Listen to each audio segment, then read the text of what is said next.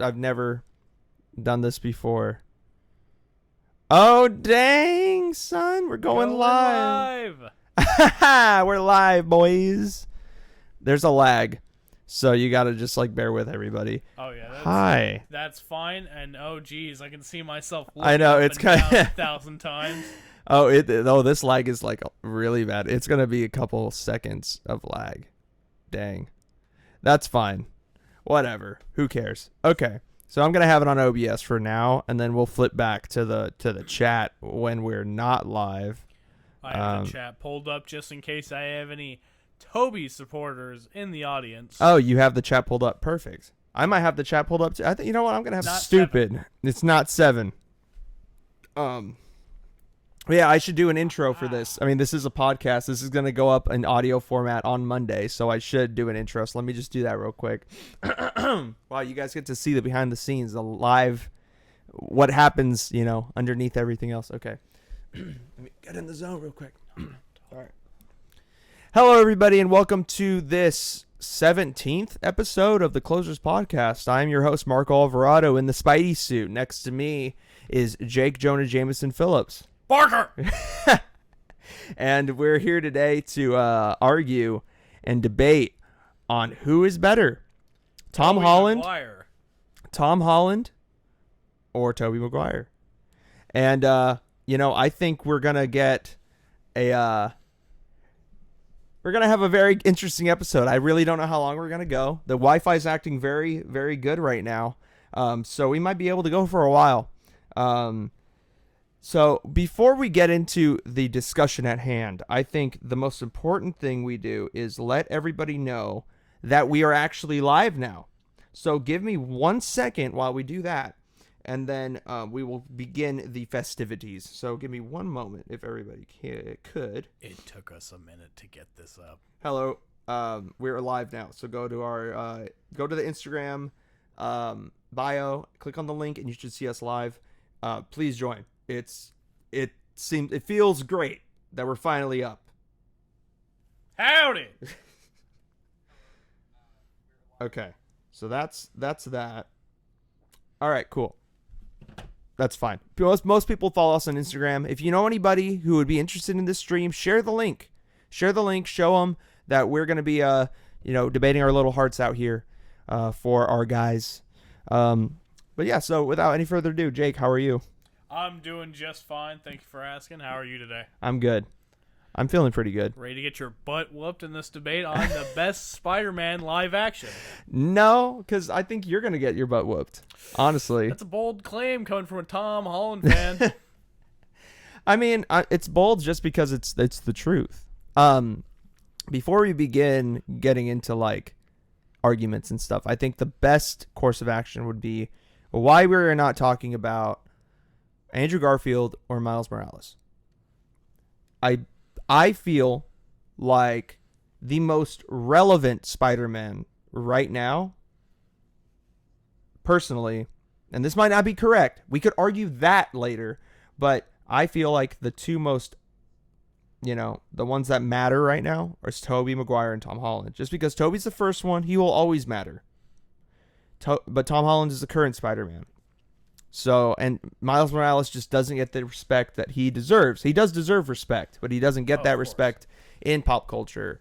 Not a lot of people saw that movie. It's the least grossing Spider-Man movie of all time. So, which is interesting because I think it's the best Spider-Man. And I agree with you. It is a fantastic film.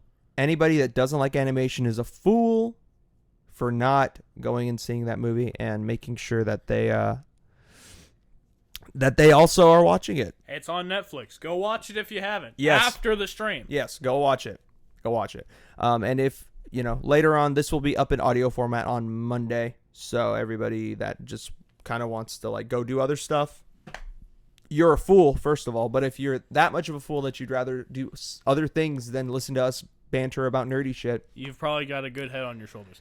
Yeah, I would say that. But also, it will be up for you on Monday if you want to just listen to us rant. So, Jake, you like Tom Holland. Or not, no, you don't. You like Tobey Maguire, I'm sorry. I mean, I like Tom Holland. Disclaimer before my whole argument, I think Tom Holland is a great Spider-Man. He's just not the best live-action Spider-Man. I love his movies. Yeah. And I love him in the MCU. Yeah. It's just Tobey Maguire is the better Spider-Man in the live-action movies. And I will be arguing that today. And I respect Tobey Maguire, how he paved the way for the rest of just The superhero MCU. movies. Not even that. I would go as far as just superhero movies in general. If it wasn't for him, superhero movies as we see them today, would not exist in their, entirety as they are as at the moment in this modern landscape of pop culture. So do I love Tobey Maguire? Yes. Do I respect his performances? Yes. As much as I talk shit on him, a lot of that's for the meme. To be completely real, I got love for him still, even though those movies are not as good as people think they are. Okay. But I just got to say, I got respect for him. So let's see. Okay. All right. We're good. So, Jake, I think you and I agreed that we would start movie by movie. Yes. Pick apart each movie and the Spider-Man performances in each movie, and then we would continue.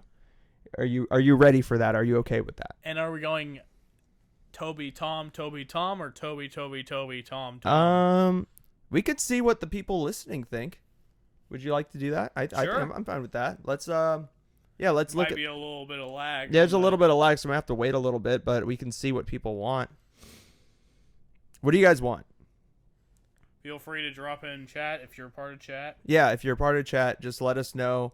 How do you want us to do it? Toby, Tom, Toby, Tom, Toby, or Toby, Toby, Toby, Tom, Tom? Literally, we're gonna go with the first person that comments, because we don't have enough time. We don't have time. So, I don't know how to chat on this. I'm not gonna lie to you. Oh, you don't know how to see the chat? Yeah. Oh, live chat. That makes more sense. Okay.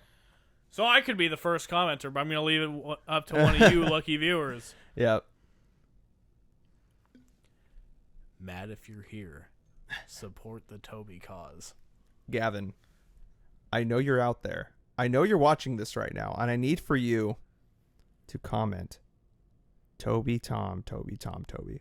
I need you to do that, Gavin. We'll go with that if there's not another comment in like 2 minutes. Yeah. I'm down for that.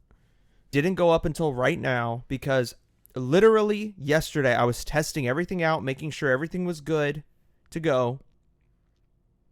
And it was working fine. Everything was working fine. Literally everything. But today I opened all the programs I needed to in order to do this live stream, and nothing was working. Nothing. Everything crashed. Only the programs that Toby, Tom. Interesting format. I don't know. Why would you do that? Though.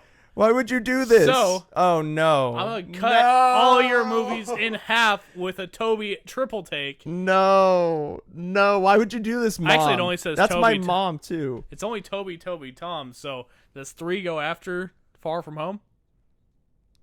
Or that's such a weird way to do it. I don't. All three in the middle. Let's do it. So you want to start with Tom, then the 3, and then Tom. Oh fuck. Okay. All See right. if your argument can withstand three Sam Raimi masterpieces. All right, fine. We'll start with Homecoming. Okay, fine. I'm prepared. Okay, so where should I start? Opening statements. The trash. Opening statements. Tom Holland was an unknown actor before his time as Spider-Man. Relatively unknown. That, to me, lent himself to portraying Spider-Man the best he could because there were absolutely no expectations going into him and his role or his rendition as the web slinger. That only helped him because he was able to craft and really study the what it meant to be Spider-Man, whereas Tobey Maguire, Andrew Garfield, they were kind of more so, by their agents, like asked to be in the role, and they were just like pushed into it, as opposed to like Tom Holland really giving he was given time to Marvel put him in an actual New York high school to be able to like get a feel for how it is to be a high schooler in America, in New York specifically. The MCU and Kevin Feige and that whole studio pulled out all the stops in order for Tom Holland to be successful as Spider-Man, and that really shows within Homecoming, specifically because of his accent. Not just that, but also because he actually feels like a high schooler. When you watch him on screen, all the kids are actually that age. They all are portrayed very well. And it's overall, we can get into specifics, and I will get into specifics soon. But just as a general statement, it is a fun movie to watch. When you watch it, the villain, Vulture, played by, what's his name? Kevin... I want to say Kevin Costner. It's not Kevin Costner. It's obviously not Kevin Costner. But Michael Keaton. Played by Michael Keaton.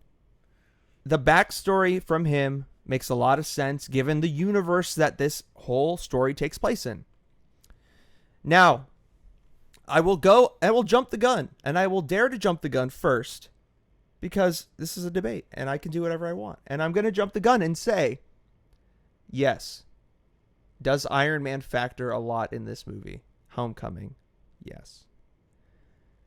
But if you were 15 and you were a Spider-Man, and you had guidance from a other superhero, not just another superhero, but the superhero, the one that started it all, wouldn't you also not really know exactly how to go about being a hero, needing help, needing assistance? That is part of what Spider-Man is. He's a younger person that is getting into the MCU. He's not a finished product. He's not mature in any capacity. He's not mature. So when you're watching this movie through that lens, and you see Iron Man save Spider-Man from the boat, and you see Iron Man's technology help Spider-Man throughout everything, yes, it makes sense. Because if Sam Raimi was given the rights to those characters too, he probably would have done the same thing to a degree. Because this iteration of Spider-Man, or just Spider-Man in general, is a younger kid within the whole universe. So because of that, I feel like Homecoming is the best Spider-Man movie that we have out now that stays true to the character. Now, is it the best movie that has Spider-Man in it? No, because we said Into the Spider-Verse. But the best Spider-Man movie that portrays the entity and the characteristics of Spider-Man and who he is. And it got Stan Lee's stamp of approval before he passed away. He said that Tom Holland was almost exactly what he was envisioning while he was creating the character.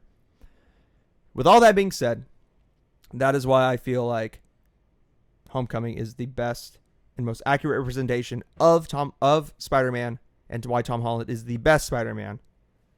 And also because he's the most fun. Because he's not constantly trying to cry. Or getting shit on by literally everybody. Everyone in the universe. So that's all I'm going to say. Right. And now I'll leave the floor open to you, Jake. Rebuttal period. I'm going to go off that last comment. Because getting shit on by everyone, that's what Tom Holland does most of that movie. Every fight scene gets slapped. He gets bitched out by a guy with no powers, Aaron Davis, Miles Morales' uncle, rumored. Well, yeah, he gets bitched out by slamming a car trunk. When he is supposed to already have been Spider-Man for a while, before Infinity War, fought in Infinity War against Captain America and other heroes, and then he goes back to New York and gets bitched out and beat up. Yeah. A lot of that movie. Mm-hmm. So I don't think anyone gets quite beat up more than Andrew Garfield than Tom Holland. But Andrew Garfield gets beat up by the whole world for being the worst live action. Well, yeah, he's if you want to say, I'll gladly admit, if I'm making fun of Tobey Maguire for being sad, Andrew Garfield is more sad. I would say. And sorry, Carlitos. I'll admit, the Tobey movies have a lot more of a somber feel to them. Yes. But Tom Holland's Spider-Man Homecoming, it just tries too hard to be funny all the time. like every scene has to have a joke in it. Really? Or it's Iron Man yelling at Spider-Man. That is the entire thing. And even while Iron Man's yelling at Tom, there's jokes in it. And I understand the MCU has to be funnier most of the time because it's a funny universe. Guardians of the Galaxy and Thor Ragnarok brought a lot of humor into the MCU, which performed very well. Yeah. But Spider-Man is funny because of his quips. Yes. Spider-Man is funny because of what he does when he's fighting. Yes. Spider-Man isn't supposed to be cracking jokes at every misfortune that's happening, including on the boat, including up in the air when he's like plummeting towards death. He just enough quips in Tobey's. But the entire... And his delivery sucks, but yeah. How dare you? The entire Homecoming movie tries too hard with jokes in about every scene. From being... Also, Spider-Man is known for hiding his identity from his loved ones, excluding a few. Yes. Tom Holland in Homecoming, his friend finds out immediately. First time he has on the suit that Iron Man gave him, his friend finds out immediately. Although it is important to the story later. As you find out in Far From Home. Yes. 3 people find out who he is easily. Sure. Although Michael Keaton had to work for it. Michael Keaton was a great villain. He was him and Robert Downey Jr. carried that movie. I disagree. That is Jake's hot take about Homecoming. Yeah. Wow. If it weren't for Michael Keaton and Robert Downey Jr., that movie would have been mediocre. Yeah. No. And while it is important that Spider-Man in comics and in TV shows and in the movie can have a mentor in another hero, whether it being Nick Fury or Luke Cage, working with Luke Cage or whatever. Right. He just carries him through the movie, essentially. The only part he doesn't carry him is the last fight. And that's why I like the last fight of that movie the most. But every other scene, even with Tony's tech, he still fails. Okay. And it is important for a hero to fall and then to rise. Yes. But falling all the time doesn't make you feel like he's a hero, especially since he's been Spider-Man for a while. No, I agree with you. But let me take you to class. Let me take you to cinematography and directorial concepts 101, Jake. When you have a character that is vulnerable, that is young, that is needing to grow, and that is a key cog in his story or her story, the most important thing to do is show that that character is progressing, but also that it's not a straight road, that it's also a road where there's a lot of bumps and a lot of hills and valleys. It's not easy to become Spider-Man. It is a hard thing to do. So that's why I believe that the director and Kevin Feige and all the people that produced and created that movie decided to take from Miles Morales. Big if. Live action Spider-Verse, Toby, please. That'd be really cool. But I've just heard that Tom Holland has 6 more movies on his deal. I wouldn't doubt it. So probably 2 more Spider-Man and then 2 to 4 more Avengers. Yeah. So that's why I think they're taking it slow with Tom Holland. They're showing his progression.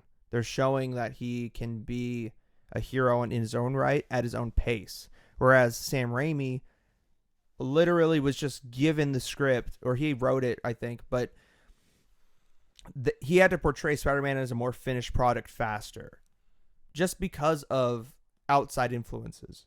So it's not his fault that it's that way. But that's why Tom Holland and that rendition of Spider-Man, I feel, is successful because it's going at its own pace. It's not trying to show that Spider-Man's a finished product at the age of 15. Because if he was a finished product at the age of 15 already, you would be using that in this argument against Tom Holland.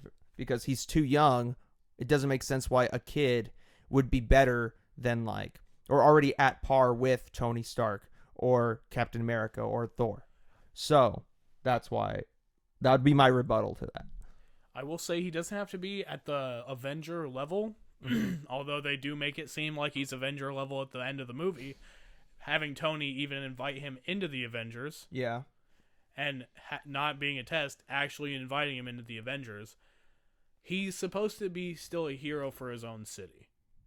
And although he stops a guy from stealing a bike, doesn't get it back to the person he stole it from. Yeah.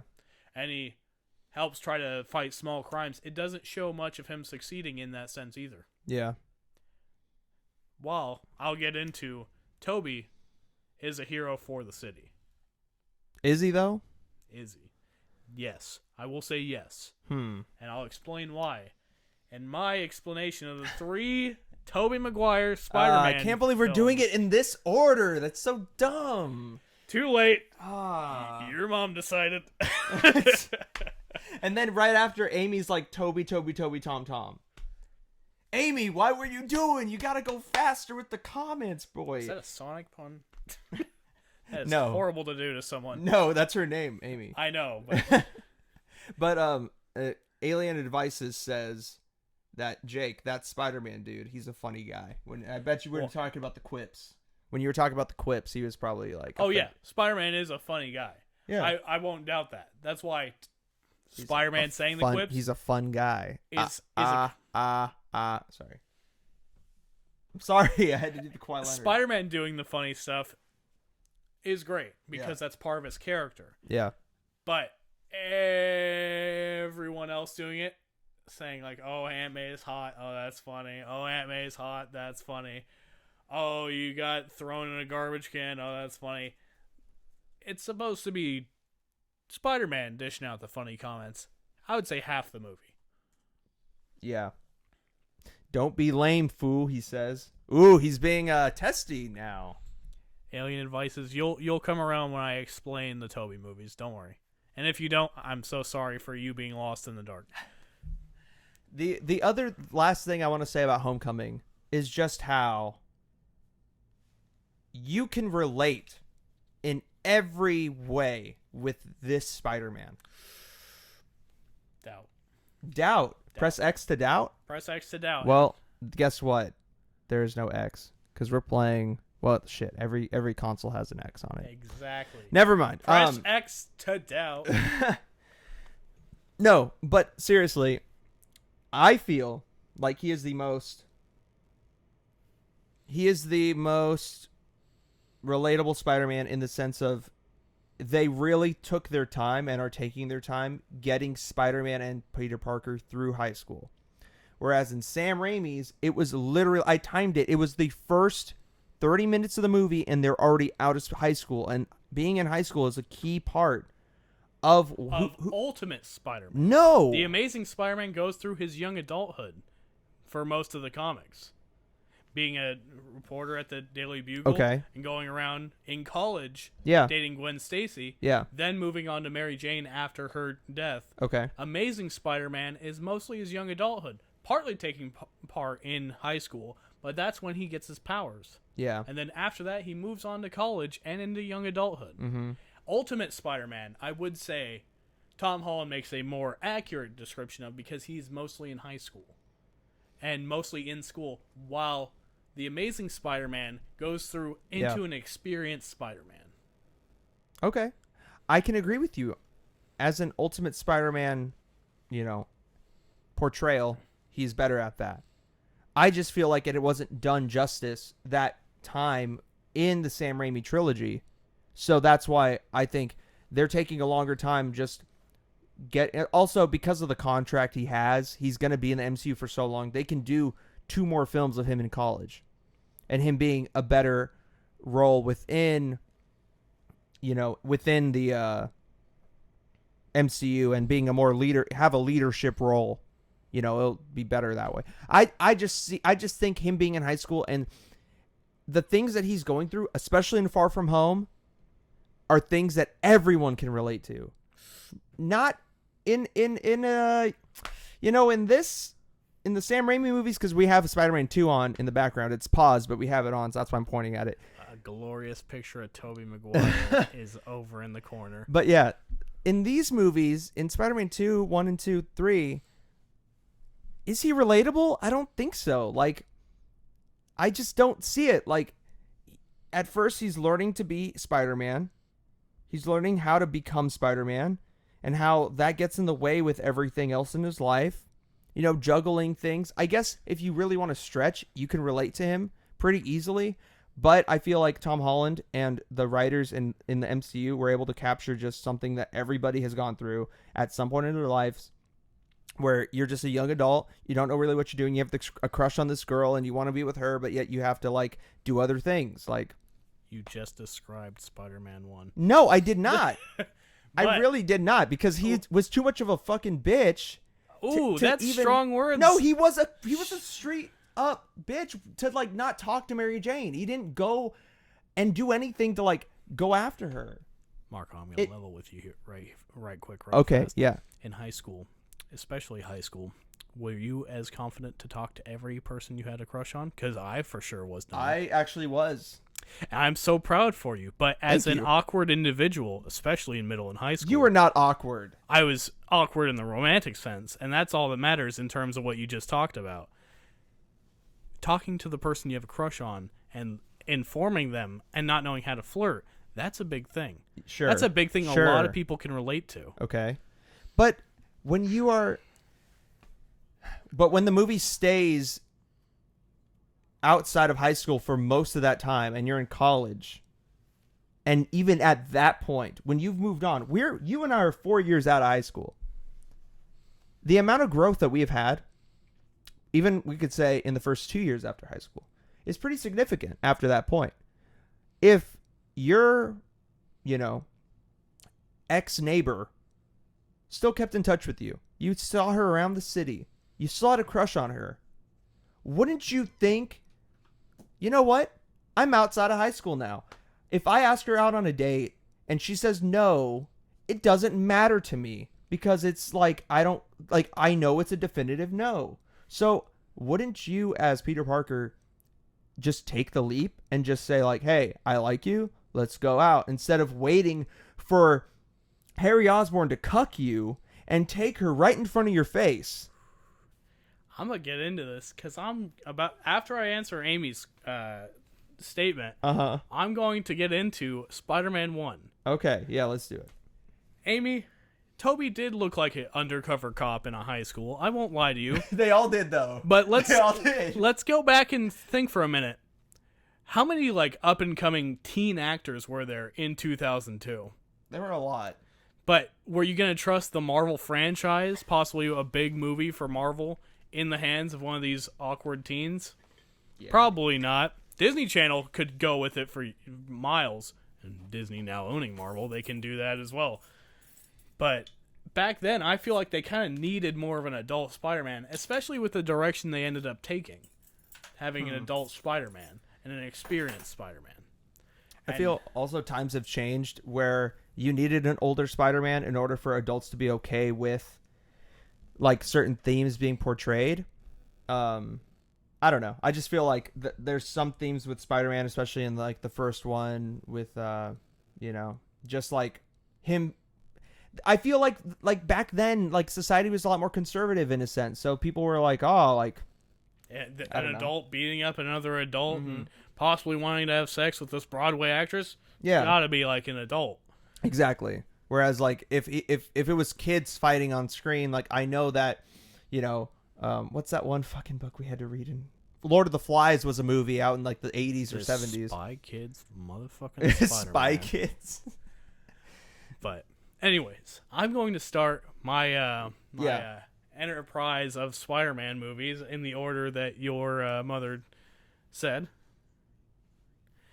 God, Spider-Man why would my mom 1 do this to me? by Sam Raimi, starring Tobey Maguire as Spider-Man.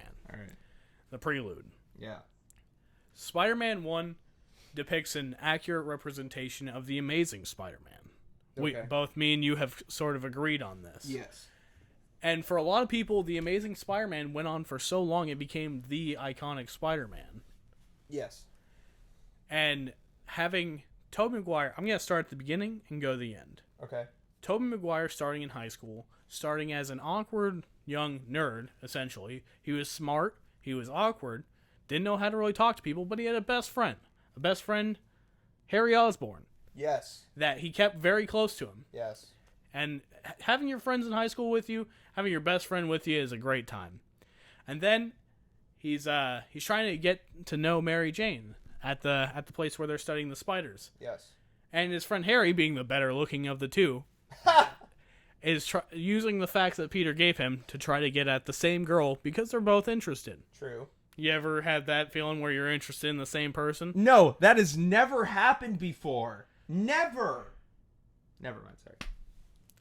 I wasn't sure if that was sarcasm or not. No, I was just looking at Oh, yeah. somebody that's watching knows for sure. We have been in this exact situation. Go ahead. Oh, no. But Toby, he puts on a believable front of being an awkward person. Yeah. People in general are very awkward. Are they? Toby You're looking at... We're two very awkward people, Marco. Are we? Yes. Really? Yes. What? Okay. In the general public, we're definitely not a norm. Sure. I could agree with that. And Toby puts out that he is not a normal person. He's a nerdy guy who's awkward and doesn't know how to really talk to people. Yeah. And then the spider bites him. He goes home to his loving aunt and uncle, Aunt May and Uncle Ben. Yep. And he goes straight to bed. And he develops his spider powers overnight because of the spider bite, obviously. Yeah. And that's something also that the Tom Holland movies miss out on, is that transformation from Peter Parker to Spider-Man. And I feel like it's a little more presentable in both Andrew Garfield's and Tobey Maguire's Spider-Man. Because when we first see Tom Holland, he's already Spider-Man. Yeah. He's already fighting Captain America. Yes. And in his own movie, how am I supposed to relate to a young, attractive man who has abs the first time we see him shirtless? Some people do have abs, but not everyone's Spider-Man in high school. How am I supposed to relate to that? Even with your profound abilities, you're still fumbling over your words, which is relatable. Yes. Very relatable. But I do it all the time on this podcast. Tobey Maguire starts off as that awkward, bumbling idiot that we all kind of are from time to time. Mm-hmm. He's a relatable guy. Yeah. And he's someone you can see yourself as. Yeah. And in New York, which I will argue that the Tobey Maguire movies have an accurate portrayal of New York and New Yorkers. One, being in New York, and two, it shows citizens a lot more in Tobey Maguire's Spider-Man. And it shows them interacting with people around them, such as people performing on the side of the street. Yeah. Performing the Spider-Man song once he gets big. Spider-Man. I'm talking about the first guy, not the Asian lady in Sorry, Spider-Man 2. That's the only one that comes to mind. And even when Toby becomes Spider-Man, he has more interactions as it goes on. Yeah. But I'm going to continue on with the storyline. Tobey Maguire becomes Spider-Man. We immediately see him test out his new abilities, and he's like, oh, I'm going to use this to my advantage. I'm going to try to go into that wrestling thing to get money. To buy a car. To impress Mary Jane. So he goes in, iconic wrestling scene featuring both Bonesaw and I'm forgetting his name from Evil Dead. Who did he play? Oh, the guy, the announcer. Yeah. He's in every Spider-Man. He's in every. He's in all three Sam Raimi movies. Yeah. An iconic scene done well by everyone in this part. Toby, Bonesaw, and the announcer. Yeah. Giving him his identity as Spider-Man. Showing an iconic comic book scene, which a lot of people harp on Toby for not doing, is not showing comic book relative scenes. Right. But I would say that that was an essential part. Of course, there's some jokes in there that might throw off some people now. Yeah, there's some offensive things now. Still kind of funny, though. We could breeze over them. Yeah, I mean, they still get a chuckle, but it's like, oh, man. Like, fuck. But also, in this movie, it establishes something that's very important to Spider-Man's identity. Yeah. Which is? Great power comes great responsibility. With great power comes great responsibility. Yes. And that's something that Peter keeps close to him through all three movies. Yes. Tom does not. Oh, I'm sorry. You're right. I'm not gonna disagree with you on those points. And that's a major part of being Spider-Man. But, anyways, Okay. we also see his villain, Willem Dafoe, as Norman Osborn, Yep. being a power-hungry man trying to survive and make sure his business stays afloat by investing into the nanotechnology that's supposed to boost someone's combat abilities. Yeah. Go to dangerous lengths to make sure he stays afloat. Yes. We see him turn evil because the formula ended up being not completely finished. We see him become evil the second he steps out of it by murdering the person that was helping him. Yes. And that's one thing that the Tobey Maguire movies are not afraid to do, is show someone dying. Yes, there's reasons for that, but yes, I would agree with you. Disney, MCU, Yes. they hold back a lot when they could do really well. Even Andrew Garfield's Spider-Man shows some people dying, but sometimes that's Andrew Garfield's fault, and that's why he's not as a great Spider-Man. But Tobey Maguire in Spider-Man 1, as it goes on, he becomes a greater Spider-Man. He starts saving people. He tries to stop people. He doesn't even murder the man who murders his uncle. He grabs him. Yeah, he doesn't. He lets him go, and the man stumbles over, trying to back away from him, falls out a window. Accidental death, but you could say it's somewhat... Bruce Campbell. Thank you, Dennis. Bruce Campbell? Bruce Campbell. Who's Bruce Campbell? Oh, that's the guy. Yes, that's the man. Oh, okay. That's the man who's in all three Spider-Man movies for a good reason. And I'll get into that after we finish Spider-Man 3s. Yeah, we're listening to a recap of every movie. Going through the best Spider-Man movies one at a time. God, yeah. Okay. So, he finally meets the villain once Norman decides, I'm going to take revenge on the people that voted me out. I'm going to make sure that they pay for what they've done. Yeah. Which is an understandable motivation for a villain, especially when he's having a psychotic break, essentially. Yes. So, when they first meet, first of all, Tobey Maguire movies have amazing fight scenes. Are you talking in general Tobey Maguire movies or just these movies? Just the Spider-Man movies. Just the Spider-Man. I thought you meant in general, like any Tobey Maguire movie Think- has great fight scenes. I was like, wait, how many other movies does he have with fight scenes? I was like, what? All of them have been home movies. Their fights are generally weaker, and it's more of a web-slinging battle. I disagree. And we'll get into that during your rebuttal. Okay, yeah. God, I'm going to have a lot to say. That's fine. But, Yeah. getting into it, Yeah. Norman Osborn tries to reason with Spider-Man after their first encounter, which was a great fight. He saves Mary Jane, has a almost brush-in with telling her who he is. He's like, you know who I am. Yeah. Your friendly neighborhood Spider-Man. He says it a lot less enthusiastically than that, but yeah. Okay. It's because he actually wore a mask, so his voice was muffled. Sure, it wasn't all okay. CGI. Yeah, right, okay.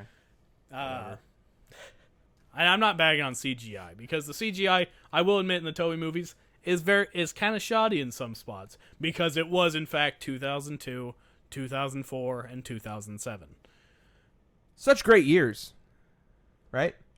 Such amazing time for media and cinema. Yes, overall. because they had the Spider-Man movies. Yeah, okay. All right. And if anything, I feel like it showed a human side to Norman when he tried to be like, come on, you know you want this. The people don't care about you. Especially with J. Jonah Jameson, played by the amazing J.K. Simmons, as a perfect casting role. He is the best. He is the best J. Jonah Jameson, and the Tom Holland movies know it because they bring him back because they know they couldn't find a better one. Yeah, I agree. He's the fucking best J. Jonah Jameson. There's no way. And when we get to Far From Home, I'll show you why they fucked up with him. What? Yes. Oh, no. Oh my God. You're just being contrarian just for the sake of being a contrarian. Come on. J. Jonah Jameson being there is amazing. But I'll explain to you why he can't be there as much. Okay. Also, they show J. Jonah Jameson as a good person besides being kind of an asshole. Because when Green Goblin attacks him personally, he doesn't throw Peter under the bus. Yeah, true. When he's like, who's your friend that knows Spider-Man? And he's like, I don't know, just get the pictures. Yeah. We get them in the mail. Yeah. And I'm gonna get onto the love story of Spider-Man 1 because a lot of people like to bag on Kirsten Dunst. For good reason, yes. She didn't do bad in these movies. Spider-Man 3, I will say, not as great in the romance department, but Spider-Man 1, there was some genuine chemistry in that cinema. What? When they were on screen. In what sense? In the sense that they had lived next to each other for most of their lives. He started to try to get to know her after they were in high school when he bumps into her. Their senior year, yeah. After high school, when he bumps into her when she's working at the diner. Yeah. Finds out she's dating Harry, which is kind of a heartbreak to him because, oh, fuck, she's dating my best friend. Gotta leave that alone. Yeah. Then notices they have a rocky relationship along the way, and when she starts falling for Spider-Man, he's thinking about letting her know that he is Spider-Man. Yeah. And once Norman realizes who he is, he realizes that he can take advantage of him being in love with Mary Jane and uses it to try to sway his differences. Yeah. Also, yes, Dennis, great point. I almost forgot to mention this. The upside down kiss. Yeah. Iconic to Spider-Man. I'm not gonna disagree with you. The upside down kiss. I'll go as far as this, and this might diminish part of my argument. I really don't care because it's just super, just like culturally relevant in every sense. Like it captivates something that's a little bit more, romantic as opposed to like a lot of these MCU movies where there's not really any scenes quite like it. So I'll give you that. It was a very romantic scene, and it showed some chemistry, especially since he saved her life from possibly getting sexually assaulted. Yeah, well, that was a bit of a dodgy scene, yeah, but it showed how cruel New York can be. It's true. New York is a sketchy place. And it showed how cruel the world can be, too. The MCU is a bit bright and shiny in every part of the world. Yeah, I'm not going to... I mean, well... Except for alien planets. There's also, what's that one place that, like, Ultron was trying to put up in the air and slam down and, like, cause an earthquake or cause, like, the whole world? Slovakia or some shit. Some area over that way. I forgot what it's called. I mean, it wasn't, like... It was pretty shitty over there. It was pretty shitty, but that's because, like, the military and Hydra. But sure, in terms of just an everyday city, such as New York, such as where Spider-Man is and comes from... Yeah. It shows the realities of that city, that not everyone in it is good. And another bad part of it is Green Goblin. A bad part of it? Another... Oh, like bad as in like... Evil. Yeah, evil part. Okay. Green Goblin, which Norman Osborn plays great. Both the part of Norman Osborn and Peter Parker, since it's side of... Oh, you mean Willem Dafoe? See? I just associated. But yes. Oh, that's your excuse for every time you get Yeah, I'm bad with actors' names. I'm just going to be upfront with that. Oh, god damn. Willem Dafoe pulls off Norman Osborn and Green Goblin Thank you. perfectly. Yeah. Because he shows Norman Osborn's wanting to still be a good person and Green Goblin's lust for power and revenge. Okay. And he does that in, like, the same scene. He'll be talking to himself as Norman and the Green Goblin. Yeah. And it shows how far his mind has gone. Yes. True. Then, at the end, it really shows Spider-Man and how his life has come together when he's swinging in at the end to save Mary Jane, and Green Goblin is saying, "Choose Spider-Man." Or, I'm not going to say like Green Goblin because it's... Choose Spider-Man. Like, kind of like that. Essentially. Yeah. And not only does he save Mary Jane, but he also saves the trolley full of Boy Scouts as well. It's almost as if it's a movie and it has to end on a happy ending. It doesn't end on a happy ending, and we'll get to that. Oh, okay. It ends with the most infuriating scene in all of cinema. In all of cinema. It makes no sense. But anyways. He saves them both. He fights Green Goblin one more time. Yeah. All the fights with Green Goblin have been pretty great. The one on the balloons, the one in the burning building, and then he finally fights him in the abandoned building. Yeah. Although he is getting beat up because he was trying to save people and fight at the same time. Yes. But when it shows that Green Goblin might have had the upper hand, the citizens of New York try to help Spider-Man because they realize he's their city's hero. One of my favorite quotes from the first Spider-Man is, "I've got something for your ass." Some guy throwing something off the bridge at Green Goblin. Yeah, it was like an orange or something. I thought it was like a traffic cone, but Really? I thought it was. Well, maybe it could have been like a grapefruit or something. maybe I don't know. Yeah. But in Green Goblin's final moments, when he realizes he's beat because Spider-Man gets the upper hand, Yeah. he tries to pull a dirty trick by pretending to be Osborn. And showing spider sense, because they show a lot of spider sense in Spider-Man 1 and 2. True. Not as much in Tom Holland's movies. Yeah, but that goes back to the progression. It's a slower progression with Spider-Man. Spider sense is supposed to be immediate, not progressed. Okay, not in every Spider-Man story is it immediate. It's pretty immediate. Is it though? Miles Morales had it about right after he had gotten bitten by the spider. Andrew Garfield showed that he had it. They just fumbled with it later. Tobey Maguire showed that he had it immediately. Mm-hmm.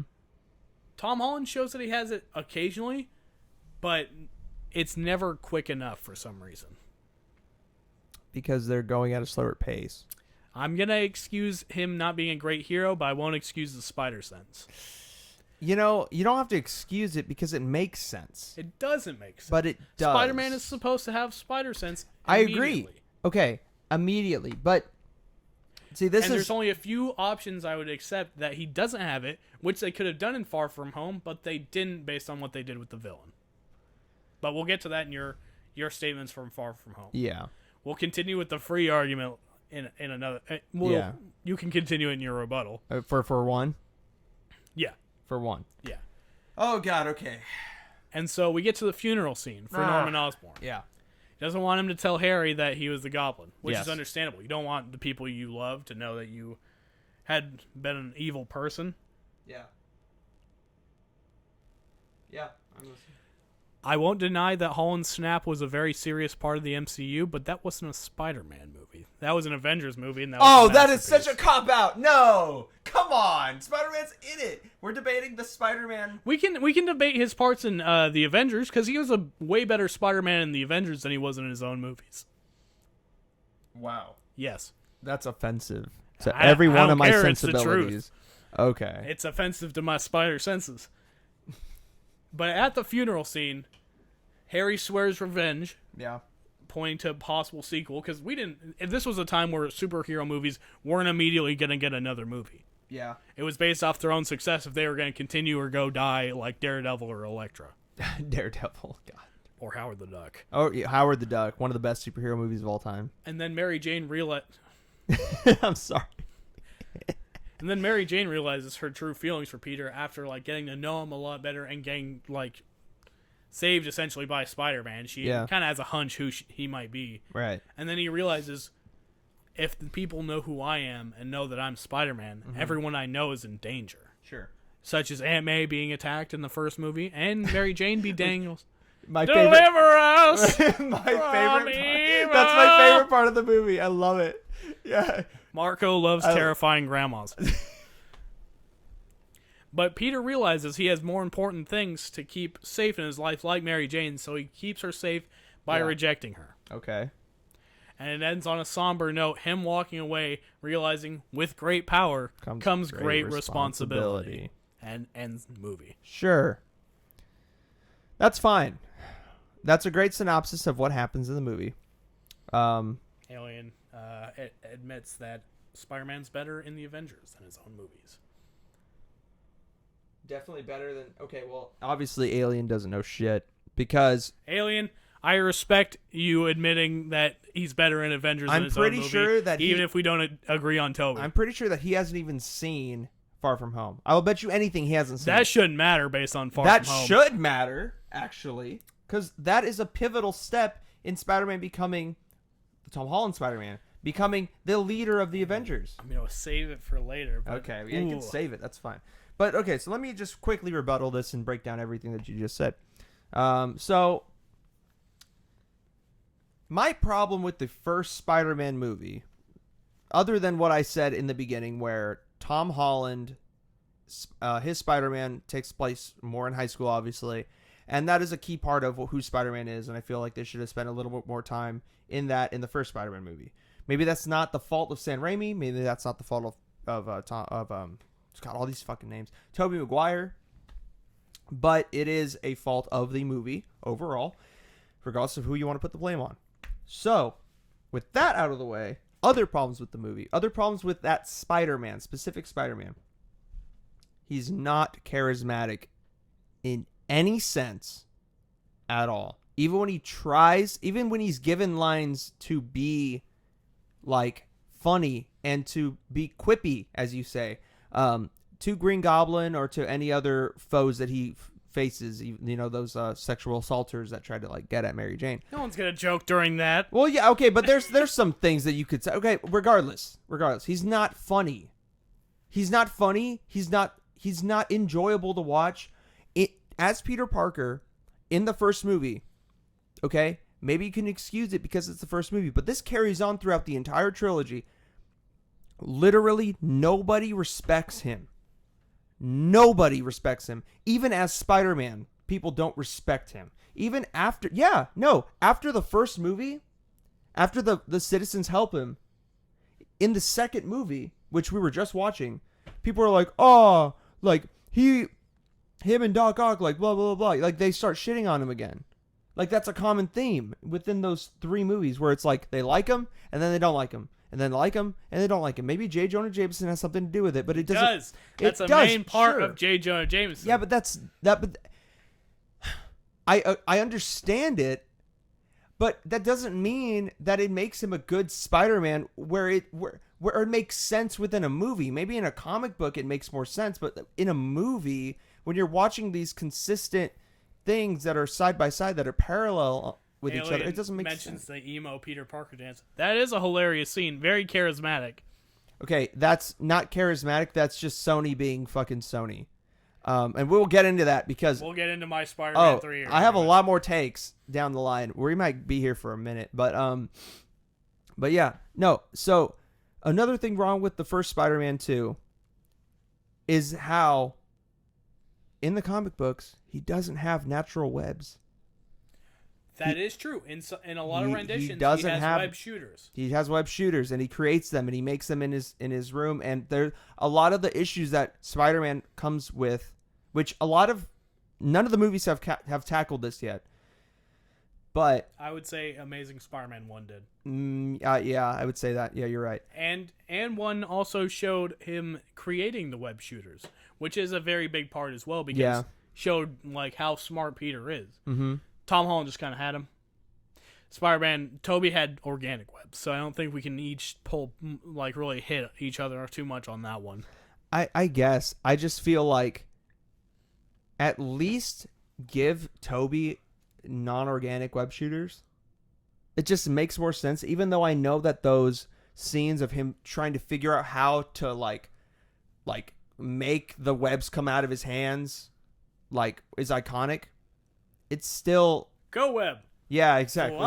He's like whatever. Up and away web. Yeah. It's a funny scene, but I just feel like it doesn't hold up to today's standards, and at a certain point I just have to you can't excuse something forever.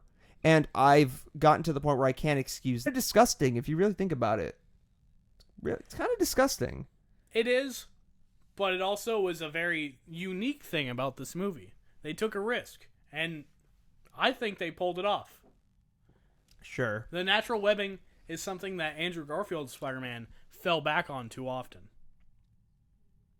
The non-natural webbing. His web shooters malfunctioning. Uh-huh. That was something he fell back on a lot. Sure. I just feel like that is an issue that should have been that could have easily have been brought up in the first movie if they were to have gone that route. It would have made more sense within the plot. Because it just adds another layer to the drama. Not only do you have Green Goblin holding a bunch of children and Mary Jane in one hand, Mary Jane in another hand, and they drops both. But also the web shooters aren't working. Now how is he going to get it? He wouldn't. Dramatically. He would have to choose, and that's how people like Gwen Stacy die. Yeah, but I mean... And against a villain like Sam Raimi Green could have Goblin... figured it out. I mean, if against a villain like Green Goblin... He wouldn't really have the ability to disable his web shooters, to be honest. People that usually do are like Electro or like someone big crushing him. Green Goblin is more just throwing pumpkin bombs at him. I mean, I don't disagree. I'm just saying that I feel like it's a key part of the character that they just haven't. They literally haven't really gone through. The sequence of Toby learning while climbing is priceless and fucking Harris. Yeah, it's funny if you're like in third grade, which is how old we were when we were watching. I would feel that like movie. when he discovers his powers and he's running across the rooftops, that's how you would feel if you discovered you had Spider-Man powers. I don't disagree with that. And that's a relatable scene. But another thing that you said is how the origin of Spider-Man and seeing how he became Spider-Man is super important. But you have to understand the context of the Tom Holland movies. They came at a time in which literally everybody that has watched the MCU knows the origin of Spider-Man. So if you're going to sit through a movie, you're going to pay $13 to go see a movie in theaters, and the first hour is literally the same story that you saw back in 2002. It could. It could, but it's not going to be. Yeah, no, it especially in a would time be. when the other ones have already shown it. But even without him losing Uncle Ben, they didn't show him become Spider-Man. He just was Spider-Man. And that's something that I feel like his character lacks, is that transformation. And you say they're going at a slower pace to where he becomes that big hero. I think they're doing it to compensate for the fact that they didn't show Uncle Ben, that they didn't show him making the web shooters, they didn't show him on his first time being a hero, they didn't show him doing like anything. The character. I don't think so. I don't think it does, because as a character, we know how he becomes Spider-Man. We all know it. We know it, but it's also an important part of the movie to show that, such as Captain America becoming Captain America, such as Hulk becoming the Hulk, Iron Man becoming Iron Man, Iron Man becoming Iron Man, Thor reclaiming his power as Thor, such as Thanos getting the Infinity Stones. It's an important part in their character. So let me ask you this: in the third movie, through flashbacks or whatever, if they explain how he became Spider-Man, if maybe how he became Spider-Man was a pivotal part in the third movie's plot, would Tom Holland's Spider-Man raise a little bit in your eyes? Let's see. Yeah, exactly, Amy. See, exactly. Let's see. They don't really focus on Toby's Peter Parker being very intelligent. That's true. Well, no, honestly, Toby's Peter Parker, they actually spend more time showing that he is pretty smart. Because he's like, and I'll say with Tom that they show it as well, because he knows what he's talking about when it shows him kind of like making some extra web fluid. Yeah. On the side while also being in school. It shows him knowing what he's talking about in the debate club. Yeah. I think the only one that's missing in really is Andrew Garfield's. Yeah, I'd say so. I bet he did create the web shooters. They dropped the ball on that, made it weird. He was working with Doc Ock in number 2. I mean, that is weird that he was working with Doc Ock, but at the same time, that is true. That is a fatal flaw of the second movie, and we can get into that later. But we'll get into it. We'll get into it later, because I can get into that forever. Yes, we see the origin story a million times. Yeah, exactly. Like, you see it all the time. Everyone knows the story. So why would you spend valuable screen time, when you can build up Vulture as a hero? They could literally show it as a flashback in the first movie. Show some cuts of Uncle Ben being shot, him like first putting on the suit and everything, him discovering his powers. They could make that like a 10-minute flashback and do a lot more for his character. And you know another movie that did that? Batman versus Superman. How good did that movie do? It really didn't do that well. It didn't do well, but that's just because DC fumbles the ball on a lot of their live-action movies. Marvel could have done good with it, and you know that. Sure, maybe. I don't know. I think there's more to the character than just the origin. Yes, it is an important part. But even the not Tom Holland, Andrew Garfield Spider-Man didn't really talk about, with great power comes great responsibility. That wasn't even really They a had thing. kind of a weird watered-down thing with Martin Sheen, but Martin Sheen. But they tried. Let's see. Holland Spider-Man in the MCU. Okay, gets too much thunder taken away from him by Tony Stark. That's a lie. That's not true. You're wrong. You're garbage. You're a loser. I feel like Iron Man steals a lot of the thunder. He saves Tom twice. saves him from dying, from not being able to get out of a parachute that he doesn't open on his own accord because he doesn't know his suit, because he hacked it and didn't try to test it out first. To also him saving him during the boat scene, since he wasn't able to save the people on the boat himself. Like I said, if you were 15 and you were Spider-Man and you were figuring out this new technology and you're in with Iron Man and the Avengers are on your door and there's all this stuff happening, you like this girl that you want to hang out with and you can't. Liking the girl had nothing to do with the Tony Stark scenes. No, I'm just saying, if you have a bunch of stuff going on through your head and you're a little immature 15-year-old, you're going to mess up. It's going to happen. That's realistic. Yes, but every step of the way? Yes. Every step of the way? Yes, that is... Since you already fought Captain America, since you were already Spider-Man for a couple years before? Not a couple years, about a year before? Yeah. Yes, I'd say so, because... You're seriously going to say that Spider-Man, a guy who actually becomes Spider-Man pretty quickly, gets on his feet and starts fighting bad guys, is going to fail every step of the way, especially when he gets a suit, tech, and basically skill upgrade. He's going to fail every step of the way? Yeah, because he's gifted those things. He didn't design any of it, so he doesn't know any of the specs. And he is an immature kid, and that's why he doesn't test it out before. And he just goes in blindly and tries to, figure it out on a whim and almost gets killed multiple times because he's a fool. He's a kid. He's a little kid. He's going to do immature, stupid shit. That's just how kids are. I was that way.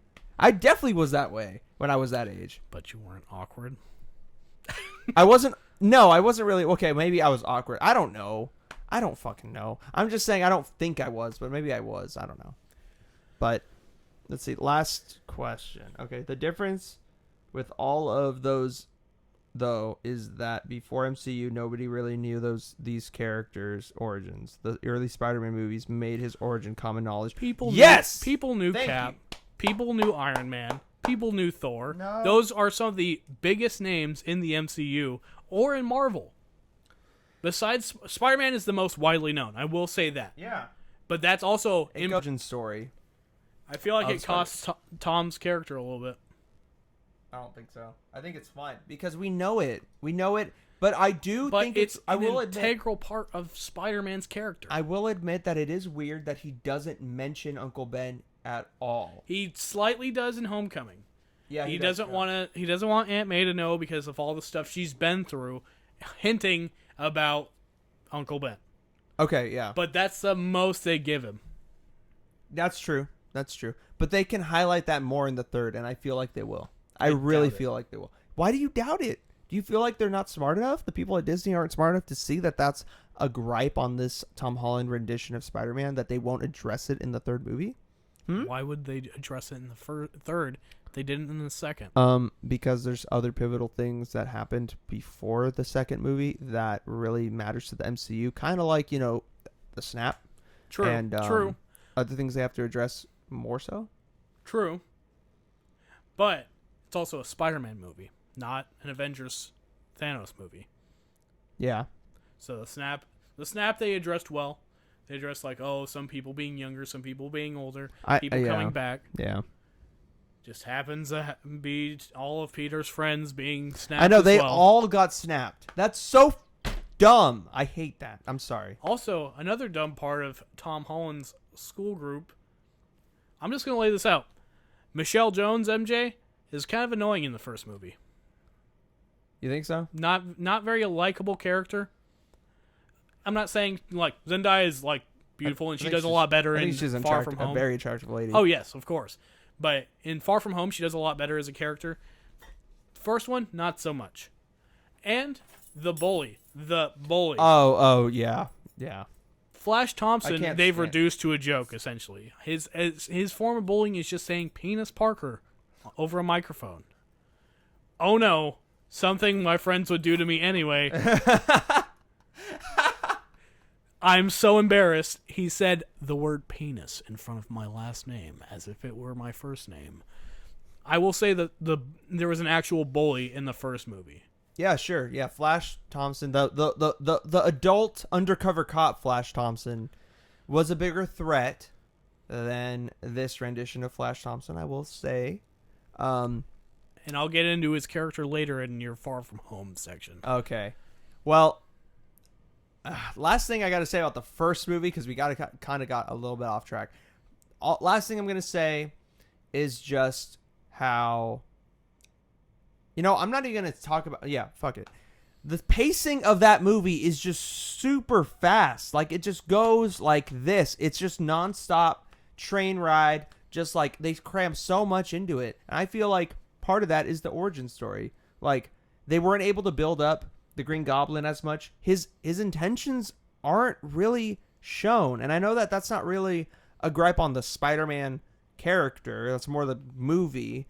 But I just got to say it for the record.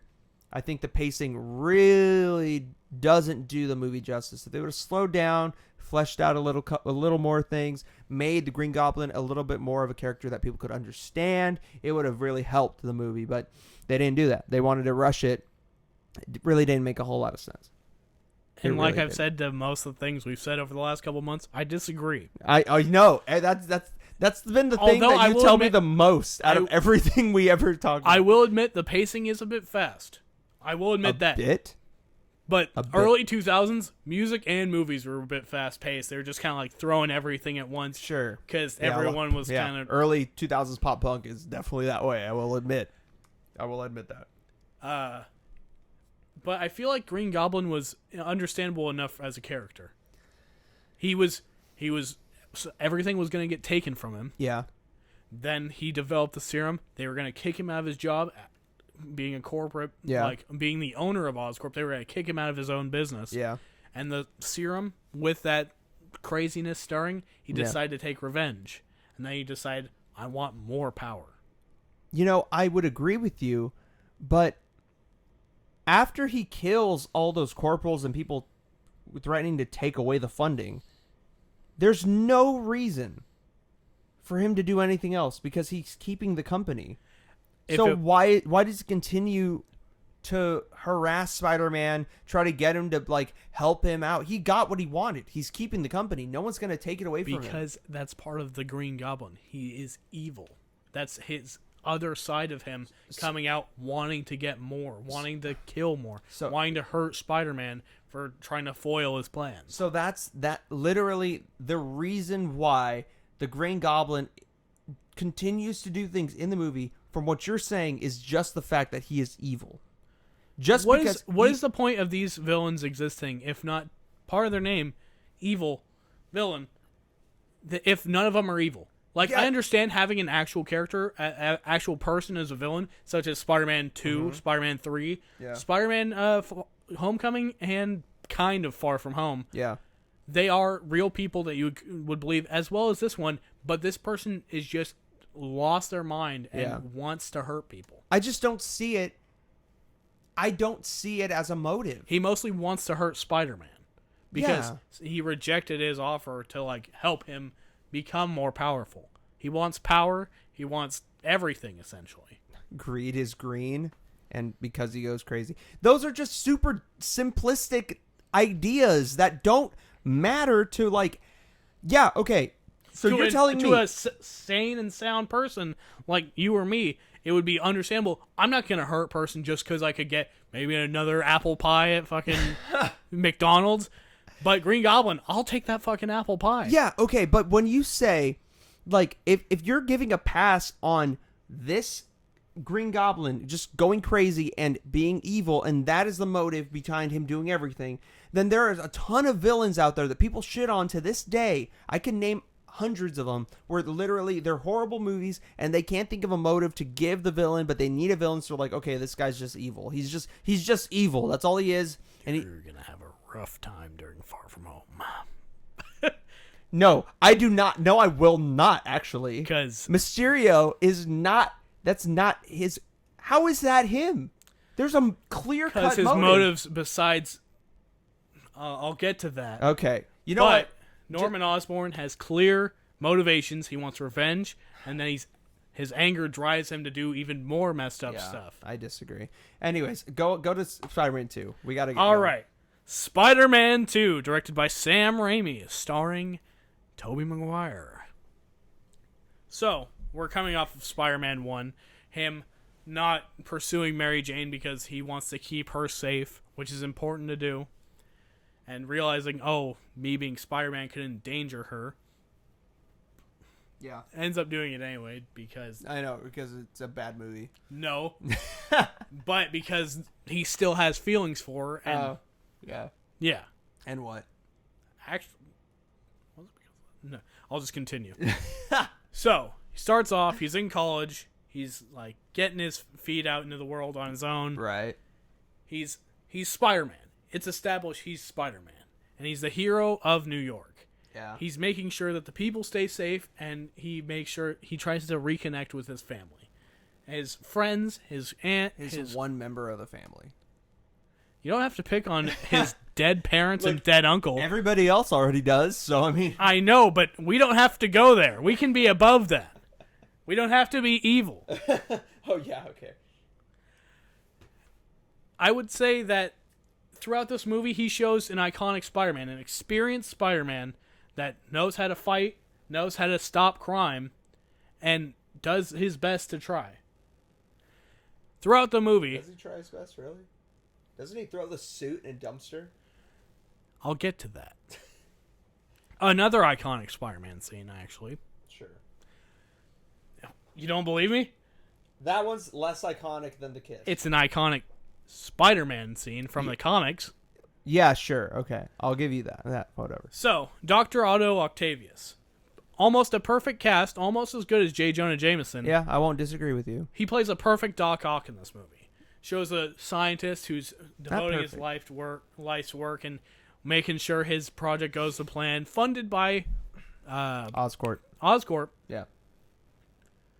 And I'm forgetting James Frank, the son Oscorp. Harry. Being upset at Spider-Man, he's trying to make sure he can do everything to try to find out who he is so he can murder Spider-Man. Yes. Because if someone murdered your dad, you'd be pretty upset. Or you thought they murdered your dad. Yeah, I'd be pretty mad too. Dr. Otto Octavius, he shows his experiment. Something goes wrong. You can't control... He didn't have the formula correct. He couldn't control the fusion, causing a sun to start growing in the room.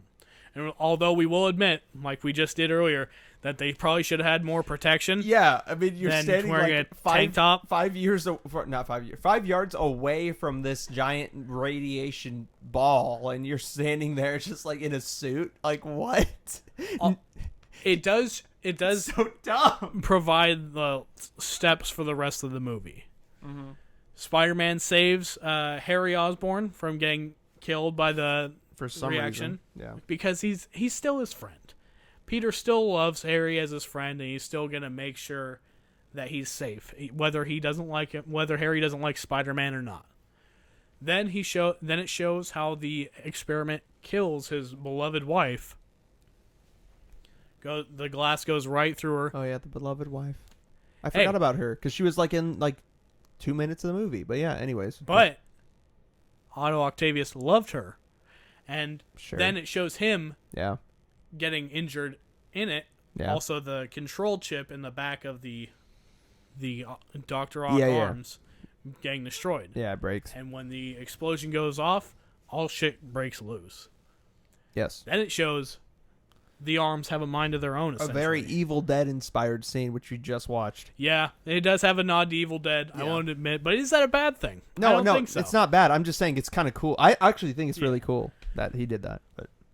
But the arms have a mind of their own, and they murder the people trying to take them off of Dr. Ock.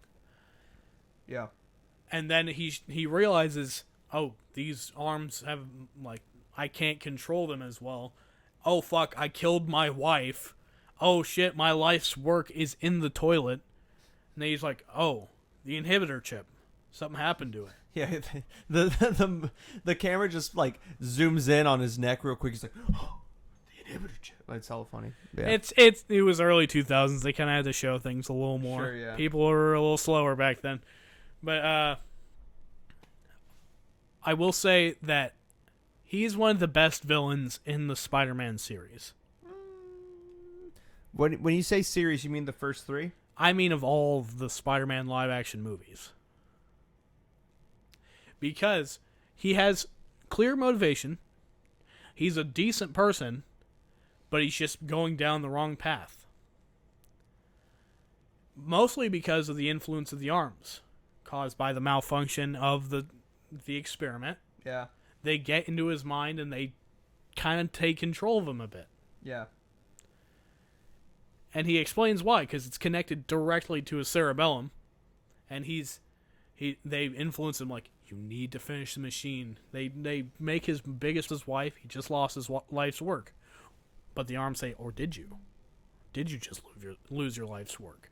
And that's what I believe his drive becomes: is I need to finish this for the good of mankind.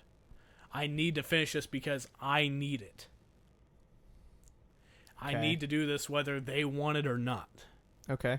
And that's part of him, part of the arms. Yeah. So that brings us to when Peter and Doc Ock first meet, when he's trying to help his Aunt May get a loan to try to keep her house. Get a loan? Yeah. And that's a relatable scene. Who hasn't gone to the bank? Who hasn't needed some money for rent?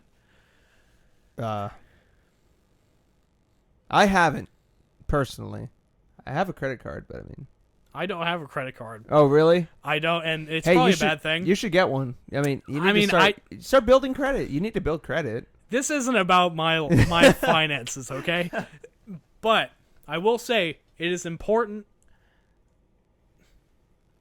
Wait, I'm getting off track. It's important to build credit. My plan is working, guys. He's targeting my finances to target my Spider-Man.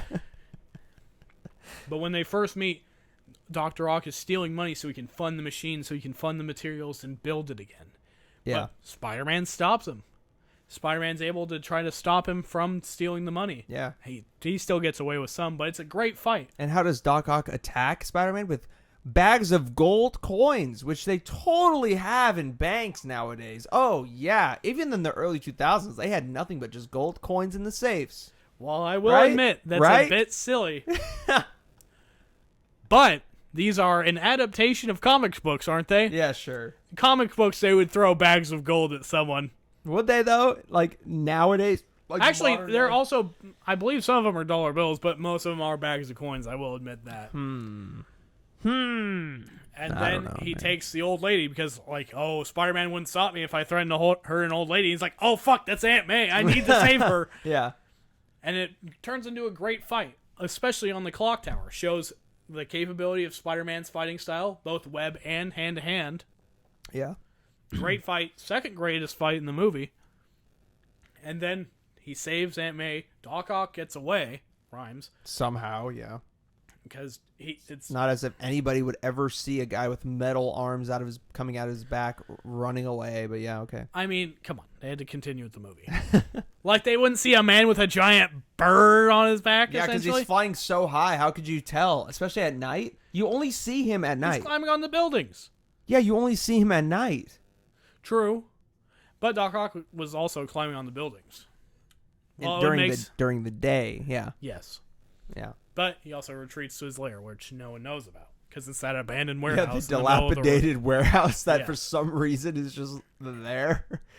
We don't need to worry about New York's infrastructure in this, okay? All the kids smoke pot out. Yeah, okay. Anyways. It's on an island. They can't smoke there. But continuing through the movie, it shows the difficulty of literally never stepped in a bank. Oh, yeah, you definitely haven't, you fuckboy. Anyways. I have a feeling I know who Alien is. But continues through the awkward tension there is between Mary Jane and Peter. Yeah. Oh, I bared my heart for you and you just said no. Yeah, I still kind of like you, though. That's something that might happen. If you were faced with that situation, that's a believable sense of chemistry. A situation where you're Spider-Man? Yes. Is that believable? Is that a relative situation? If you were trying to protect the ones you love from something that could endanger them, yes. I mean, everything can be relatable if you put your feet in the shoes of whoever you're watching. But the whole point of being relatable is that you don't have to do that. You just feel it on a level where like that person's going through what I'm going through, and I can relate. If you have to go through lengths just to relate to a character, I don't feel like you really do. Is it really that much of a length to protect someone you love from something that might hurt them, whether it be physical or emotional or physical? Yeah. I said physical twice. Physical, emotional, physical. Yes, I actually feel like it is kind of a length to jump through because specifically when you're talking about physical harm on somebody, it's different from emotional. So it's harder to put yourself in the shoes of somebody that is trying to protect somebody from physical harm as opposed to emotional harm. If you're watching a movie where somebody's trying to protect somebody from emotional stuff as opposed to physical, then yes, it would be a little bit easier for people to understand because people aren't that bright and people need to be literally spoon-fed things. I mean, I can make the leap and see what you're trying to say, and I can relate to this Spider-Man, but most people can't. But this also isn't just about being relatable. It is a big part. But the other part of it is him being Spider-Man. And that's something that's key to Spider-Man, is him trying to protect the ones he loves. And also hiding his secret identity, which this movie and Spider-Man 1 do pretty great. Oh, yeah. Unlike the Tom Holland movies. Yeah, okay, there's a reason. There is not a good reason for him, yes, for everyone and their is. mothers to know that Peter Parker is Spider-Man, except for at the end. There's a good reason why, and I will get into that when we get to Far From Home, if we ever do. We will. Okay. I'll continue with Spider-Man 2. So, Doc Ock confronts Osborn. Harry Osborn. Yeah. I keep forgetting the name. Harry Osborn on, I need the tritium. Give it to me. He's like, you can have it as long as you bring Spider-Man to me.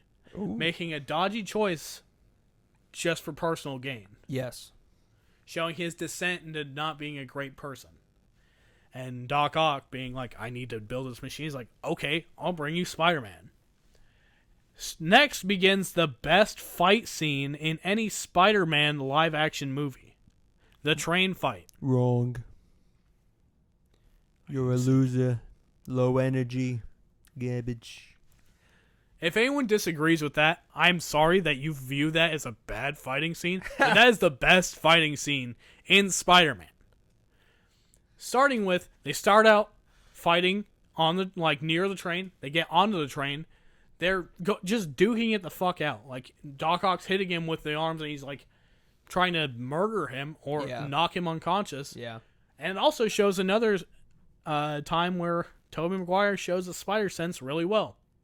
Train's coming, he dodges back and clings to the train to avoid it. Yeah. Tom Holland got hit by a train.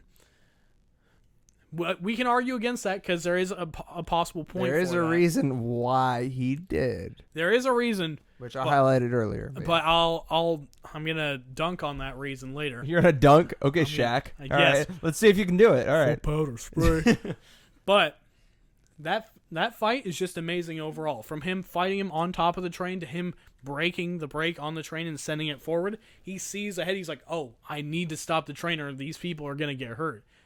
Hence one of the most iconic scenes of Spider-Man, the movies, him stopping the train. Him giving all of his power to stop that train. Causes a little bit of damage on some buildings, but it saves a train full of people from going and crashing and causing multiple deaths. Very iconic scene, but these scenes are iconic because they were in the first series of Spider-Man. It's also iconic because just the next part of it, they bring him in once the train stops. Yeah, and they carry him back like Jesus or some shit, right? Yeah. Because if he just saved your life, wouldn't you carry him like Jesus? No, I would not. You would not carry the superhero who just saved your life. No. I would try to get him help, but I wouldn't carry him all like romantically They over set my him head. down inside so he's safe, somewhat safe. Not about to fall off the train. Well, yeah, bring him inside, but you don't have to carry him the length of the train to the conductor's, chambers. He was in front of the conductor's chamber. Oh, no, I thought he was at the back. Yeah, I did. You're right. But I wouldn't put... They carried him, 3 trains lengths down. Why? They carried him into the first car.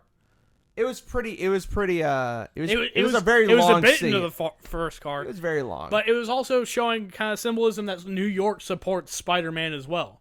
He's not just, the savior of the city. The city is part of him as well, and they help him. Yeah, okay. I see that. He loses his mask during that. They're like, he realized that and then the citizens are like, don't worry. Your secret's safe with us. Because they respect Spider-Man that much. He saved their life. He constantly tries to fight to save their city. And that's an ideal version of Spider-Man. Yeah. The people love him because he is their hero. Okay. And that concludes the best fight scene of the movie. Of all of the movies. Then it moves on to Doc Ock grabbing Spider-Man and taking him to Harry Osborn. He realizes, Doc Ock realizes that Peter knows Spider-Man, and he takes Mary Jane. That was before this fight. Forgot to mention it. Yeah. You believe I'm Spider-Man? I am Spider-Man.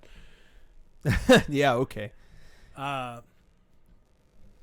So once Harry unmasks him and says, "Oh, it's my best friend." Yeah. And also the hero I've hated. Yeah. Conflicting feelings. Yeah. Spider-Man breaks out, showing he is a strong Spider-Man. He was just held bound like that because he was unconscious. Yeah. He goes to save the woman he loves and that Harry cares about, and Harry still doesn't forgive him, obviously. Oh, no, because it was definitely a very doesn't. abrupt scene. Yeah. But he goes to fight Doc Ock one last time. Yeah. When he's building the machine. I will admit, the machine being stopped by being thrown into the river, little unconventional, but I would say so, yeah. But physics isn't the strong point of these movies. Well, let's just go with that. Yeah. Except, I don't think any of them really. Yeah. I'd say Far From Home is the most physically, if you're talking physics, it's the most adaptable. I'd say Homecoming more. Homecoming more? Okay. No, yeah, you're right. So then he fights him one last time. He tries to reason with him because he knows he's Peter Parker. Yeah. And he's trying to relate to the man, Dr. Octavius. Yeah. He says, "This isn't what your wife would want. This is not, you're going to destroy the city." And in that moment, he realizes he's been letting the arms control him. He makes a change of heart and overpowers the arms with his own free will. Yeah. It isn't the most, it isn't the regular Dr. Octavius. Yeah. Because most of the time, Dr. Octavius just keeps being a bad guy. Yeah. But in times where Dr. Octavius actually becomes Spider-Man in Spider-Man's body, that's a whole different series. Oh, yeah. He has good in him. Right. And in this moment, he shows that he's going to save New York, even if it costs him his own life's work and his life as well. And he becomes a great person, which is a great end to his arc. A heel turn. Well, a reverse heel turn. Yeah. A face turn of sorts. Let's go with that. And then Spider-Man being unmasked, Tobey Maguire being unmasked, saves Mary Jane one more time. She realizes, "Oh, you're Spider-Man." And I love you, Spider-Man. And I love you, Tobey Maguire. Who doesn't? Who doesn't love Tobey Maguire? Do I love Tobey Maguire? Love is a strong word. I love very few things in life. I would say I appreciate his rendition of Spider-Man, and I respect him as an actor. But love, I don't know about love. Alien.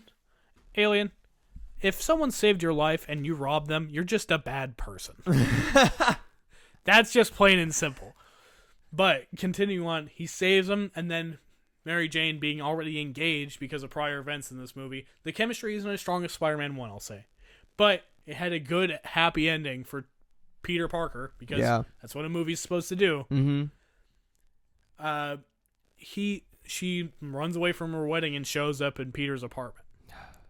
Yeah. And I'm not even getting into all the side characters. We don't have to get into Mary Jane. I can get into... I hate Mary Jane, just put on the record, but... You just hate Kirsten Dunst. No, I don't hate Kirsten Dunst. I think she's a very beautiful lady. I love her acting skills. I just think the character was written very poorly. Spider-Man 3, I'll somewhat agree with that.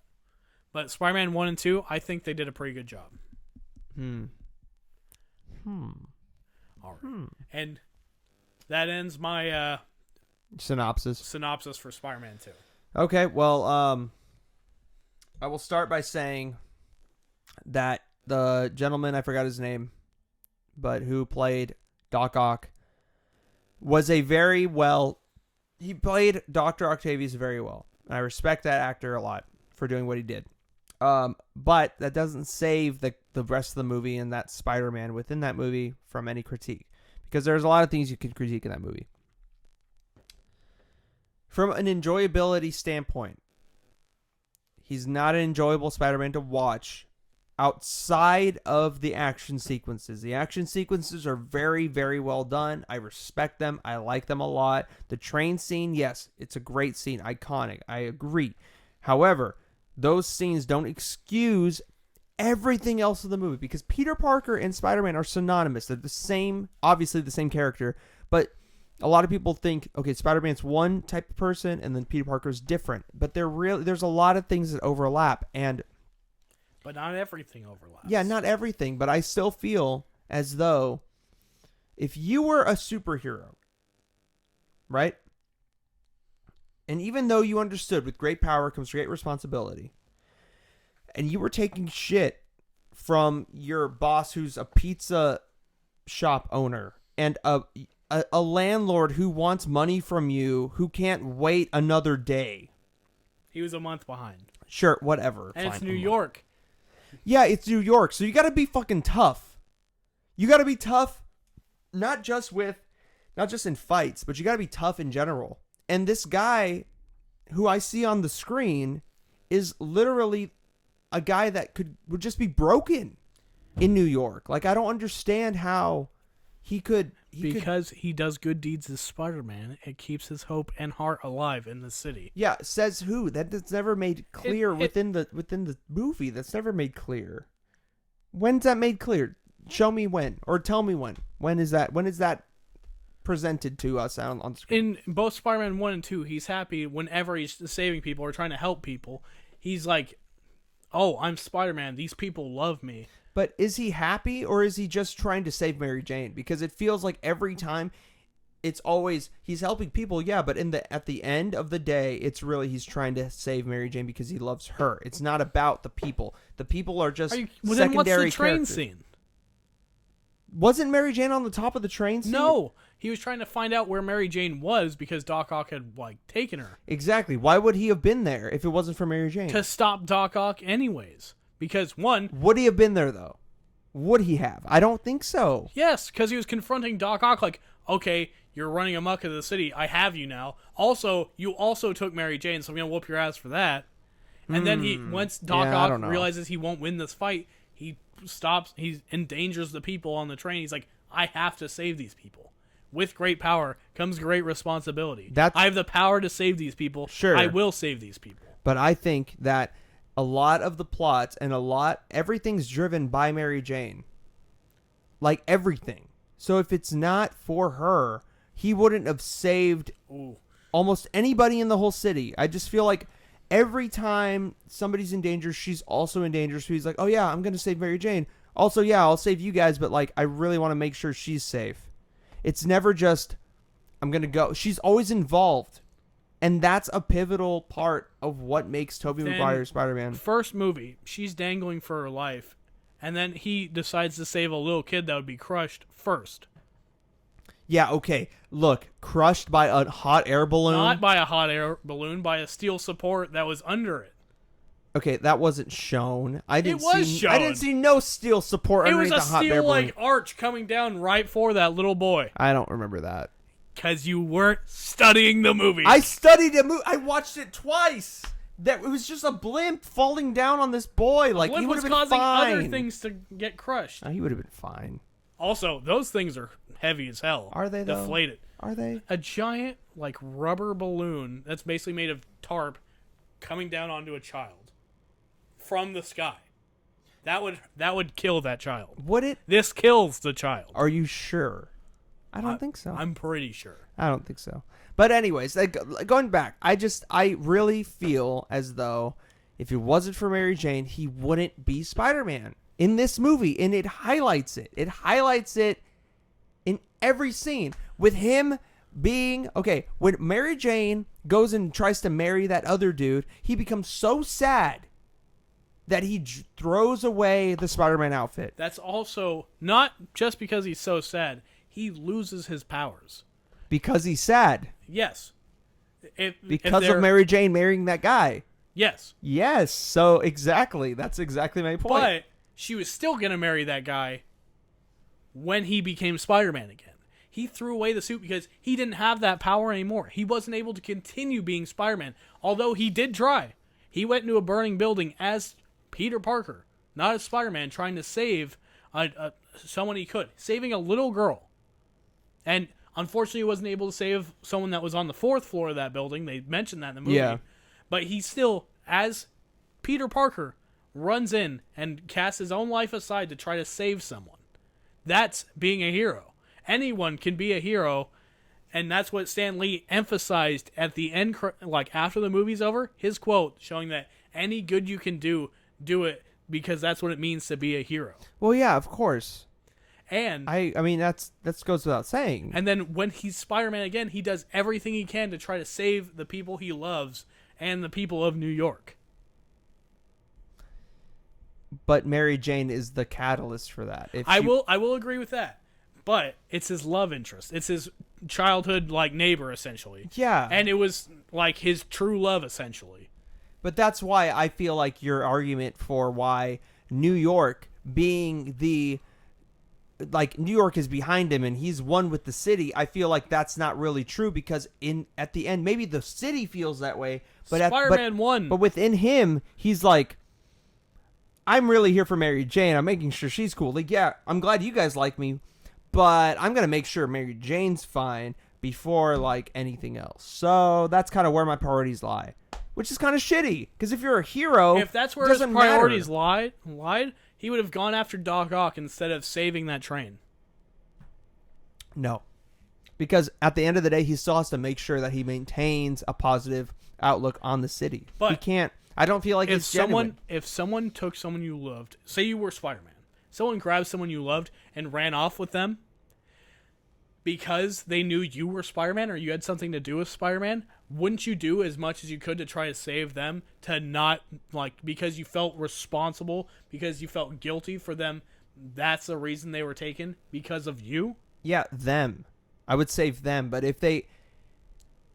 if there were situations which aren't shown in the movie, it remains to be seen if other situations came up within within this universe that weren't shown on screen, in which other civilians got hurt, or other small minor villains were actually within the canon but just weren't on screen. It's kind of like Star Wars Legends, stuff like that, but just Spider-Man. Who knows what if he actually would go out of his way for just the civilians of the city? I mean, I don't know that. Because they showed that when we watched that earlier. What? He put saving people that were in danger because of 2 carjackers with weapons instead of going to see her show. Instead of furthering his own trying to get be with Mary Jane. Uh-huh. They showed he has being a hero as his top priority. Okay. I mean, I guess I am wrong in that sense. But I don't know. I just think still when it comes Thank you, Dennis. That is true. That's the point of Doc Ock using Mary Jane against him, and he chose to save the people on the subway. Yeah, he chose to save the people on the subway because he knew if he didn't, obviously, over 100 people would have died. Yes.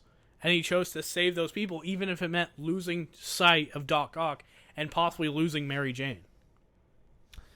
Yeah, that risk is ever present. As long as he has Mary Jane somewhere he doesn't know, there's a risk of her being hurt. It's just everything's different about it. So of course they're going to be okay with death and exploring that theme, which I feel like Disney really has to do. They did it in Endgame, but they were really nervous about doing it. They did it, but they pulled it back. They were really nervous. They only did it with a handful of characters. Yeah, they were really nervous about doing it. When this is off topic. Yeah, just go for it. But when Thanos just snapped Loki's neck, that was a big scene. Yeah, that was there was an actual death in the MCU that was taken seriously. Yeah, Yondu's death in Guardians 2. Oh yeah, great scene because it was an actual death and it was a meaningful death. I agree. Just like in Spider-Man 2, Alfred Molina's Doc Ock going into the river. It's emotional because you cared for this character at the end because he lost everything. Now he's gonna lose his life trying to do the right thing. Yeah. Okay. I mean, all right. I just feel as though Mary Jane is the plight of this movie and keeps and holds Spider-Man back from really being Spider-Man, whereas she should add to it, but yet she takes and subtracts things away from the character. I feel like it's the classic case of damsel in distress. Peter Parker and Spider-Man save the ones they love a lot. Yeah. Whether it's a random civilian. Like, also, during the train scene, Doc Ock is throwing random people off the subway, and Spider-Man is saving them by catching them, making sure they're safe as well. Because Doc Ock's trying to throw them off his trail. Yeah. He cares for the people of New York, and they care for him. He saves people, and he is a hero. And that's why I feel he portrays the best Spider-Man. Because, above all else, he is New York's Spider-Man. New York's hero. Sure. And although he doesn't have as big of fights as, say, Tom Holland in Infinity War and Endgame, that's also because he had to do this on his own, with his own supporting characters. Okay, no, you gotta stop. You gotta stop right there. I gotta stop? Why do I gotta stop? No, because that's not fair. Because Tom Holland's got Nick Fury and Tony to be the backbone of the movie, to be the MCU, to hold him up to make sure he makes it into the limelight. Oh my god. Okay, I need to save that for Far From Home. We'll save it for Far From Home. Okay, and I'm gonna to respond to.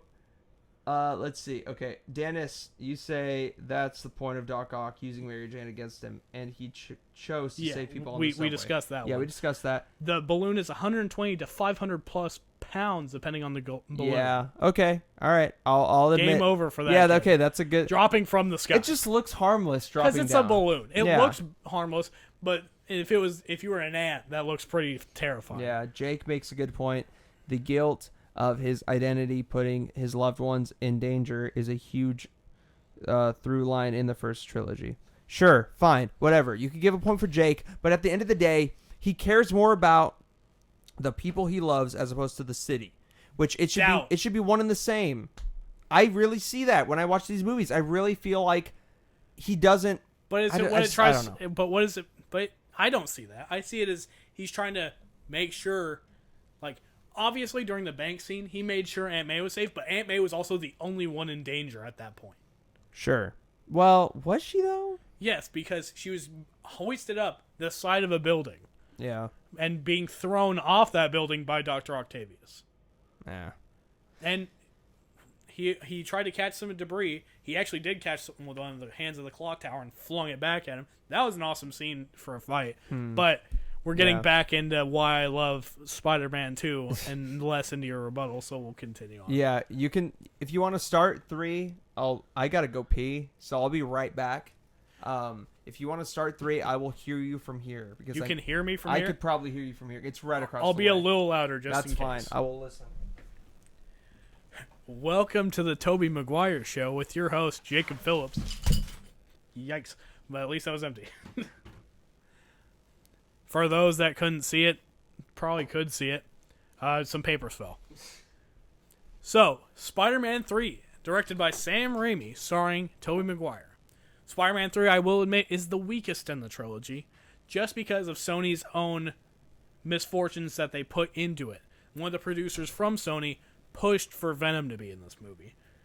Sam Raimi has spoken on this and said if it was up to him, he would have had just Goblin and one other villain. Because that was all that it needed. At the addition of Venom into it, put too many villains into this movie. And that did hurt it.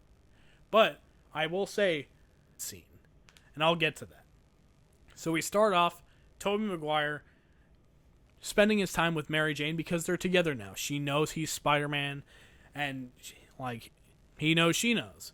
And so they get together. They're spending their time together. He's working up the courage and working up the money to try to propose to her. Can't afford a ring because he's making a little bit of money at a time, which is also a big crux in the Peter part of his life. He continues on, and he talks to Aunt May. He's saying, I think I'm ready to propose to her. All the while, Mary Jane is realizing her time in the limelight is kind of fading. Her Broadway, she's being kicked off her part in Broadway. The critics are a little bit harsher to her. And she's realizing that Peter's living in the limelight. Everyone loves Spider-Man, and he's not really paying attention to her life coming down. Although that's also part of her not communicating it. But I'm not here for relationship advice. I'm here to talk about Spider-Man. So they continue on. They grow a little more distant without Peter knowing it. And on his way back with the ring, from Aunt May's house, he's attacked by New Goblin. Harry Osborn taking up the mantle after he discovers his father's Sandman is legendary. I never stated that Sandman isn't legendary. I said that Venom hurt this movie, not Sandman. And I apologize if I inferred that or made it seem like that. But New Goblin fight, it was a pretty decent fight. He's on a different type of board, so they use that different type of board to their advantage by having them fight. He knows it's Peter, so Peter's like just Peter Parker fighting him. Were you able to hear any of that? Yeah, I was. All right. So it was a great fight, I believe. And then they get into it. Wrong. Garbage. He pulls a trip line to smack Harry Osborn right in the head, giving him short-term memory loss because of a major concussion. Because even with the formula, you get hit in the head hard enough with some spiderweb flying at it, you're gonna get hurt. Sure. So they continue on. Harry's in the hospital. He doesn't remember anything. He just has recent memory. His father died, but his two friends are right there for him, and they're right there, right alongside him to make sure he gets better. Peter realizes he doesn't know that he is Spider-Man, so they become better friends again. And then Harry and Mary Jane... Oh, how convenient. He just forgets the first two movies. He learns it halfway through the second movie. He still remembers his dad dies and he doesn't like Spider-Man for it. I don't know about all that. Does it? I know about all that. Okay, all right. He just doesn't know that he had this. He also forgets that he had the serum because his reflexes are real good and he's stronger. And he's like, oh, what? I must have been working out or something. Oh, yeah. But then he realizes he's talking to Mary Jane and realizes there's some problems with their relationship. And Peter doesn't know these. Yeah. So, it continues on. Peter then saves Gwen Stacy. He meets Brock Turner. Topher Grayson. The worst casting in all these movies. No, he was not that bad. He was pretty bad. You think so? He was pretty bad. I think... As the part of the reporter, no. As the part of Venom, yes. I don't know. Would you be able to open this? Yeah, I got you. So he meets Brock Turner, realizes he's competition, and then he starts using the black suit soon after this. But he saves Gwen Stacy. And then Gwen Stacy was like, since she's the police chief's daughter, she's like, I want Spider-Man to have a big ceremony because he's done amazing things for the city. Yeah. Spider-Man is the city's hero and the city loves him. Sure. So he decides to go for it. And, being in the limelight's kind of intoxicating for Peter, which ends up in a stupid decision where he decides to do the upside-down kiss. With Gwen Stacy, right? That was a big mistake for Peter. Oh, of course, yeah. But, like we agreed earlier, Peter Parker and Spider-Man make mistakes. Sure. I agree. And then creates even more problems with Mary Jane, because this movie is mainly focused on their relationship till the fights. Yeah. All the while, Sandman's showing his story behind the scenes. He's a guy who got arrested for shooting Uncle Ben. Yep. It was an accident, we find out later. Yeah. And he's just really trying to go home and take care of his sick daughter and trying to pretty provide. Emotional scene, really. Yeah, and he's a good dude. Yeah. He's just a good dude. Like he says, I've just had a bad life. And he gets the Sandman powers and decides to use them for his own personal gain, like a lot of villains would. Yeah. And he has a run-in with Spider-Man right after the ceremony. They fight. He gets away. He's like, where do these guys all come from? Which is all these weird-ass people. Yeah. Sorry, I just needed to get something to drink. I was dying over here. Parched. So it continues on. Yeah. He gets the courage to take Mary Jane to dinner and everything. And courage. Okay. he builds up the courage to ask her to marry him, Marco. That is a big step in anyone's life. Okay, when a girl has been with you for 3 movies, you should know by that point they that were only together at the end of the second one. if she stood up her own wedding to not fucking marry a dude and ran to you, obviously you got something going. Obviously you're doing something right. True.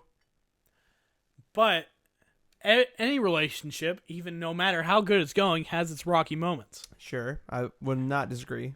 And especially after seeing their kiss done by Spider-Man and Gwen Stacy, she was a little upset and didn't realize he was going to propose. So that was just a bad scene for Peter overall. Showing Bruce Campbell again. Bruce Campbell's third appearance. Second movie, I didn't mention it, but he was the guy denying Peter into the movie theater for being late. Yeah, he did, yeah. Yep. His third appearance, which I'll get into later, why it was important that he was in all three. So it continues on. He gets the black suit. He wakes up and he's like, what the hell is happening? First he realizes that Sandman was the actual murderer of his uncle. He's upset, and he's waiting for the radio signal to be like, oh, here this man is. Yeah. The black suit goes on him, and he's like, oh, this feels great. Because the black suit is supposed to feel amazing. Yeah. It's supposed to enhance everything about the person wearing it. Yeah. And everything means some of the bad parts. As we'll get into in two different parts. I wish I had a black suit. Part of me does. Your hair is kind of looking like Toby's black suit. It does. It very much does. I'm not going to lie. I need a haircut really badly, but I do. Yeah, it's not that bad. It's just you need to dance down the street. I do. Yeah. So it continues on. Harry starts realizing that he starts getting his memory back. He's like, oh, Peter is Spider-Man. He starts... I'm not saying that. I'm not saying that. You almost got me. And then he goes on and he uses Mary Jane against Spider-Man. Yeah. And Spider-Man is still hunting down Sandman. And he meets Mary Jane after they hadn't talked for a while, and he says, and she tells him, it's over. I'm seeing someone else. At the threat of Harry Osborn. Oh, no way. Again? She's seeing somebody else again? No way. It's almost as if she's not committed. I wonder. Is that a flaw in her character? No, definitely not. But no Marco, way. let's think back for a second. Was she actually seeing someone else? No. Harry was threatening her and Spider-Man's life. She wanted to keep her and Peter safe. So, big plot hole for me here. She could have just been like, Harry's making me say this, and then they could have had another fight. Yeah, I agree. That's one minus for Spider-Man 3. There's a couple minuses, but that's one of them. Yeah. They continue on, and then he gets real downtrodden. The suit is amplifying that feeling of anger and sadness, amplifying it to the point where he goes, when he finally hears that Sandman's on the move again, he goes to him, and he's making sure he gets him. Starting another great fight scene, because if there's one thing that these Toby movies have, is great fight scenes. Yeah. The fight scene inside the underground subway and everything, that was great. With the Sandman? Yeah. Yeah. Okay. Showing that he realized that he wasn't going to hurt him with punches since he punched through him earlier in the movie. Yeah. He slams him against a moving train just to beat the crap out of him. Yeah. Oh, excuse me. No, you're good. And he continues on, his anger growing and growing. Yeah. Sandman's like, he's like, do you remember Ben Parker, the man you murdered? He's like, what does it matter to you anyway? And he says, everything!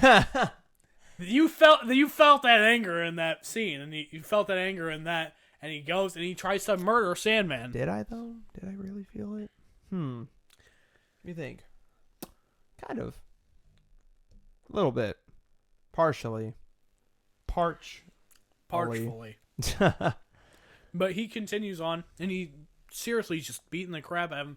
Hence another train spider sense scene. He dodges a train. Yeah. Second train that Toby has dodged. That's Toby 2, Tom 0.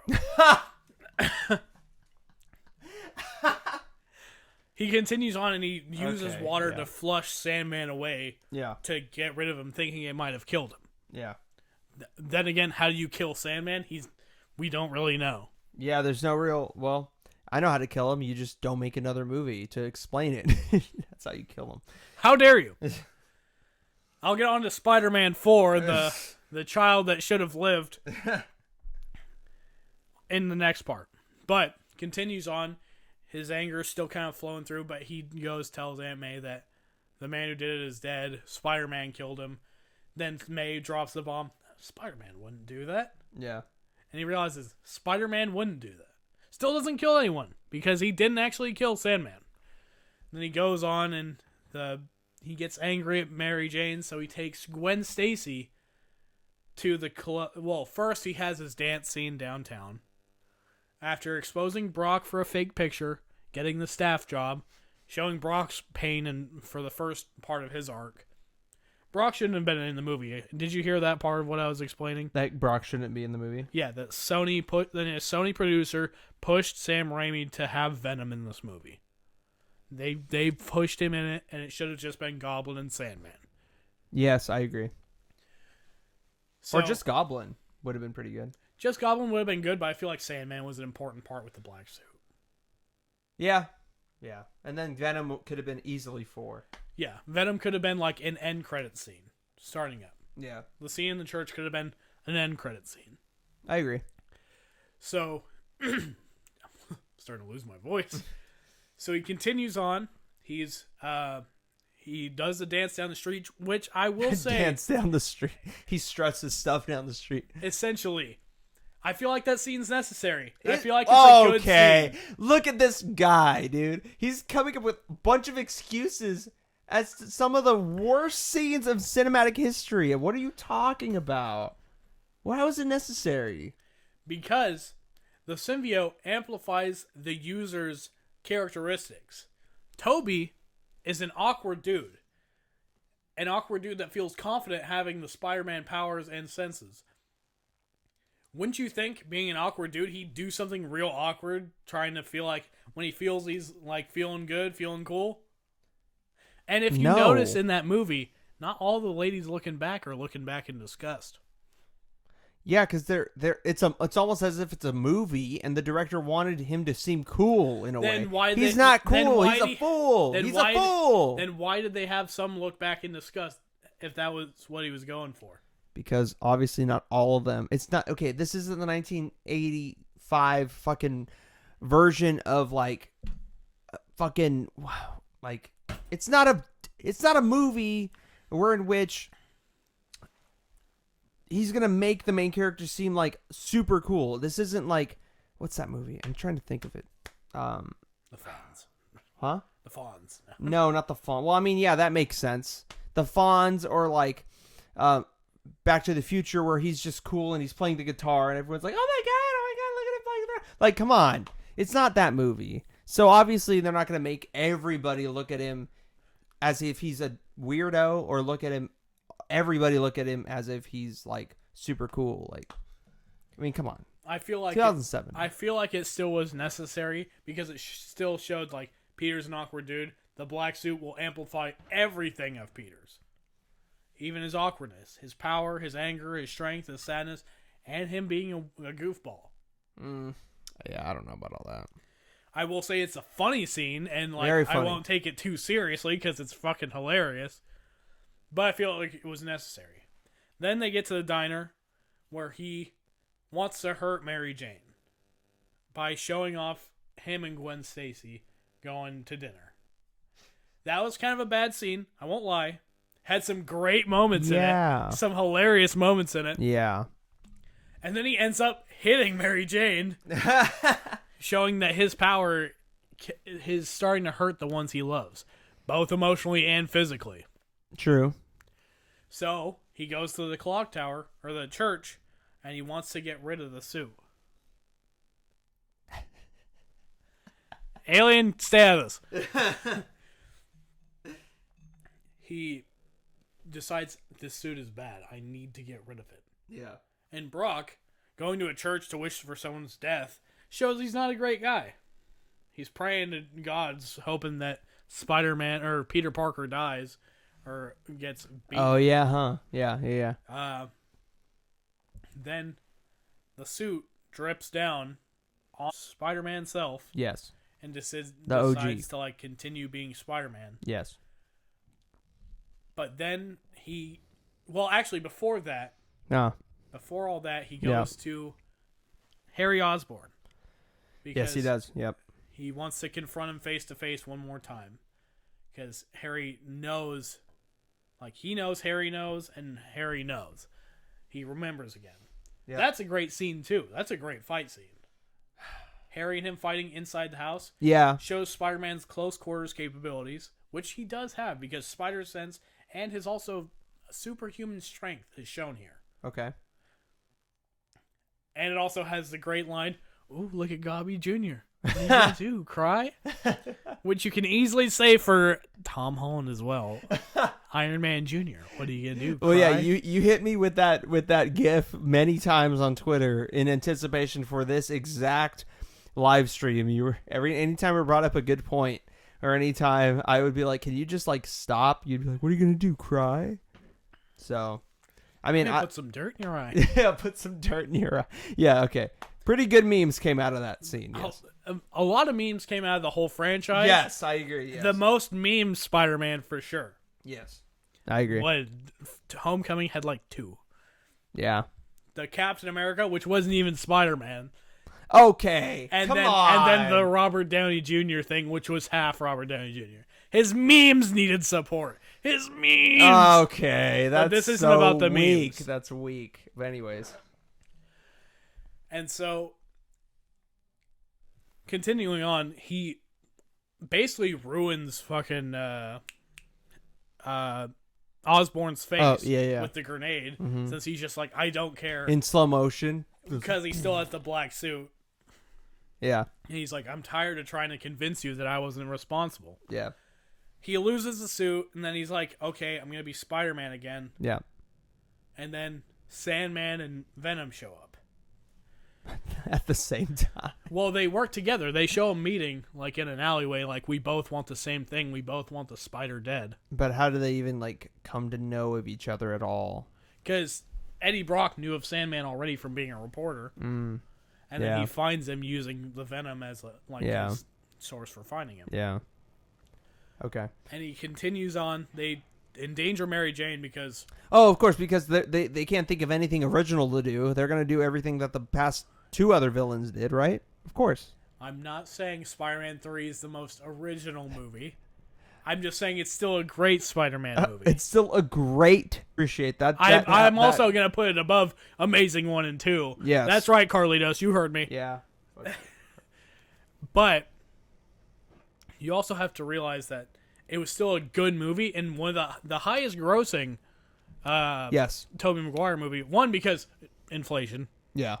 And 2, because people were excited. People loved Spider-Man. Oh, yeah, they were excited for the 3rd movie. They wanted to see what was going to happen next. Because Spider-Man 2, up until that point, was the best Spider-Man, or just superhero movie in general, that had come out. So, of course, people were excited. It makes sense. So, continuing on, he goes to Harry later on because he's like, I need your help. Yeah. And Harry still being upset that they just fought and almost killed each other. It's like, no. Then, another minus for this movie, I agree, Alien. The whole emotionally charged Harry Pete thing is cool. Yeah. Not Harry Pete, but Harry and Pete. Harry Pete. That's what they call me. But, the butler... The butler. The butler, this is another minus for the movie. Okay. The butler comes and he's like, the night your father died, I cleaned his wound. The wounds that pierced his body came from his own glider. You should have mentioned that. You should have mentioned that a little earlier. Why would you have said that like maybe 3 years ago? Why did that's one of the biggest problems of the movie, and I will. Besides Venom being in it at all, and Topher Grace being Venom, Jesus. Yeah. But after that, Harry's like, "Oh, I need to go help Peter," because during this, Peter's fighting Sandman and Venom, and fighting 2 very strong villains at the same time. He's getting the shit beat out of him Because no matter how powerful Spider-Man is, some villains are very powerful themselves. Mm-hmm. And he's just getting demolished by these two. Yes. And he just continues on, and like he's getting beat against the steel girder by Sandman. It's pretty rough scene because he gets fucking And he gets fucked up. And everyone in New York is standing around like, oh no, this is hard to watch. Yeah. Our hero Spider-Man is getting the shit beat out. And there's nothing anybody can really do about it. Yeah. Because he's made of sand. And this is like their last hope because Spider-Man's the defender of the city. Yeah. And then Harry comes. Harry helps. Harry's like stops Sandman from beating the crap out of him. Yeah. Kicks Venom off of like holding him down and choking him. Yep. And together they team up and they like work together, which I'll admit Tobey Maguire didn't really work with any other heroes, but he worked with New Goblin. And that was he cool. did. Yeah. And I like when Spider-Man gets to work with other heroes. That's a big part of That is- Spider-Man yes, as well. it is. He's supposed to work with Luke Cage, Daredevil, Deadpool. Yep. but a lot of people in New York as well. Yep. So, continue on. It's a great fight scene. Sandman's a great part of that fight scene, and even Venom being Topher Grace, it's still a decent fight between him trying to save Brock from the symbiote. Yep. In the end, Topher Grace ends up killing himself. Brock ends up killing himself by going back into the symbiote. Yeah. Excuse me. No, after you're good. they reduce Sandman to like stop fighting for a minute. Yeah.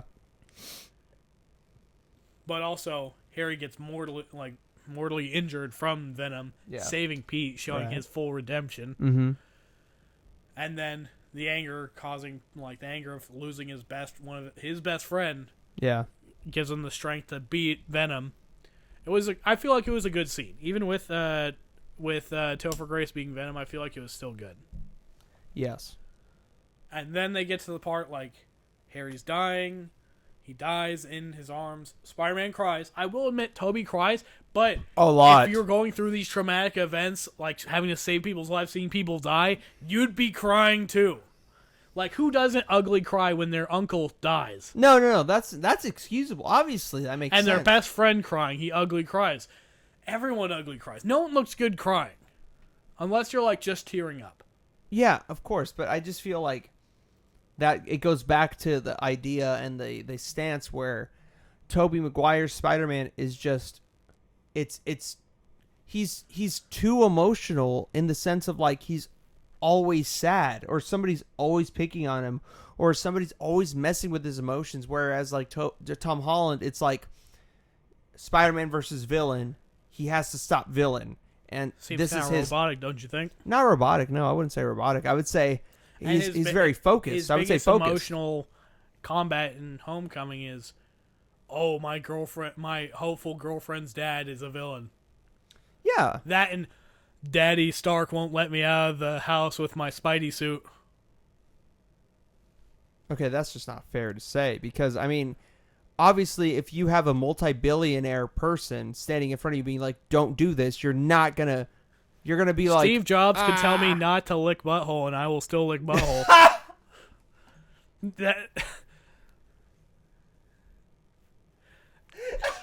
That should not be taken out of context. Yeah, well, I take it. That's going to be taken out of context. That's a new meme. Congratulations. Steve Jobs, you stay away from my I know, personal habits. But no, I just feel like to go back to the third movie. But he is a mentor. But we'll go back to the third movie. Yeah. To talk about the third movie specifically, my problem with it, I mean, there are a lot of issues with that specific movie.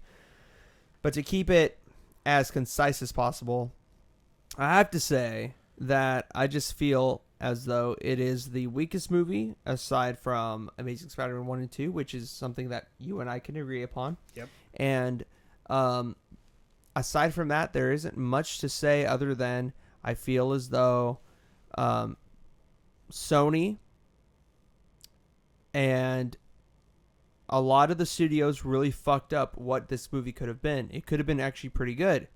The progression of Spider-Man up to that point was Spider-Man 1, looking back at it, pretty shitty. Spider-Man 2, how dare you? Spider-Man 2, okay, you're getting somewhere. Not perfect, not refined, but it's getting to a certain point where it could be pretty good. Spider-Man 3 was going to be that. And if Sony wouldn't have forced Venom into that movie, I feel as though it would have been the best Spider-Man movie because of just the emotional themes of Tobey Maguire and James Franco. The anger and yeah, anger between them, and because the that's sadness of loss. That's the one theme that carried throughout the entire trilogy, where it was them. Like Mary Jane flip-flopped between a bunch of different dudes. She was all over the place. Really, Harry and Peter were I will say, Spider-Man 3 showed her like that, but Spider-Man 1 and 2 was more like, oh, a normal dating type person. Yeah, I don't think 2 was that way. Maybe 1, yes, but not 2. 2, she moved on from the guy who rejected her love proclamation to someone that Yeah, cared for moved on. If She didn't you, really if you move on. proclaimed your love for someone and still had feelings for them when you were at your wedding altar, wouldn't you be like, this ain't right? No. Look, I'm a man of my word. If I'm giving you my word, dude, it means some shit. That's just me, though. Maybe a lot of people aren't, but that's just me. So I just feel as though Tobey Maguire and James Franco's chemistry and their relationship throughout the movies as Peter Parker and Harry Osborn was a key part of this movie. Could have been really good, but it wasn't. So, I still feel like it was strong. Just Sony's involvement in this movie weakened it. yes, and that's another thing that I'm going to talk about really quickly. This is not an attack on you, obviously, but I was asked before we started this live stream, why are we not talking about, or why, actually Carlitos, our resident Andrew Garfield stan, he was asking me, or he tagged you and I in a post on Twitter saying, like, all Spider-Man have their things that are good about them, and we should respect all of them. You disagreed with me on that, and I said that is inherently wrong. And this is why it's inherently wrong, because you have to look at not only the studios and their intent with the Spider-Man and the roles that in which they played, but also you have to look at the relevancy. And with Andrew Garfield, the intent with his Spider-Man wasn't to make a good Spider-Man. It was to retain the rights to that character. And Fair. they didn't care. They didn't care what was on the screen, which we could talk about Spider-Man 1 or 2 till the cows come home about what's his name? The Electro. We could talk about him. We could talk about the Lizard. They weren't really good villains. They didn't really do anything I will for say the character. Lizard was okay. I don't Lizard think so. was an okay villain. I don't think he was that good. He was decently cast. That guy looked like he would be a doctor, like a scientist. I feel like Spider-Man, the Amazing Spider-Man, brought to the table Yeah. the possibility of diving into his parents, and also in Spider-Man 2, they dove into the possibility of the Sinister Six. Sure. They dove into it, but I still think that the intent of the studio and the context behind that matters. Yes. And because of that, that's why I rule at Andrew Garfield. Because of the intent on why. Maybe the actors put in as much as they could, and I give them credit, but the studio matters, and they didn't really give a shit. They just wanted to make money, and they wanted to retain the rights. And then with Miles Morales and the animated Into the Spider-Verse, the best Spider-Man movie, I 100% agree with you on that. We don't have to debate that. But I think the relevancy as to our cultural climate that we have today, it's not as relevant. No one talks about that movie, even though it is the best Spider-Man movie. So that is why I don't feel as though they each brought their own things. Yes, to the hardcore fans, the people that respect Into the Spider-Verse, I agree. He's up there with Tom Holland, Tobey.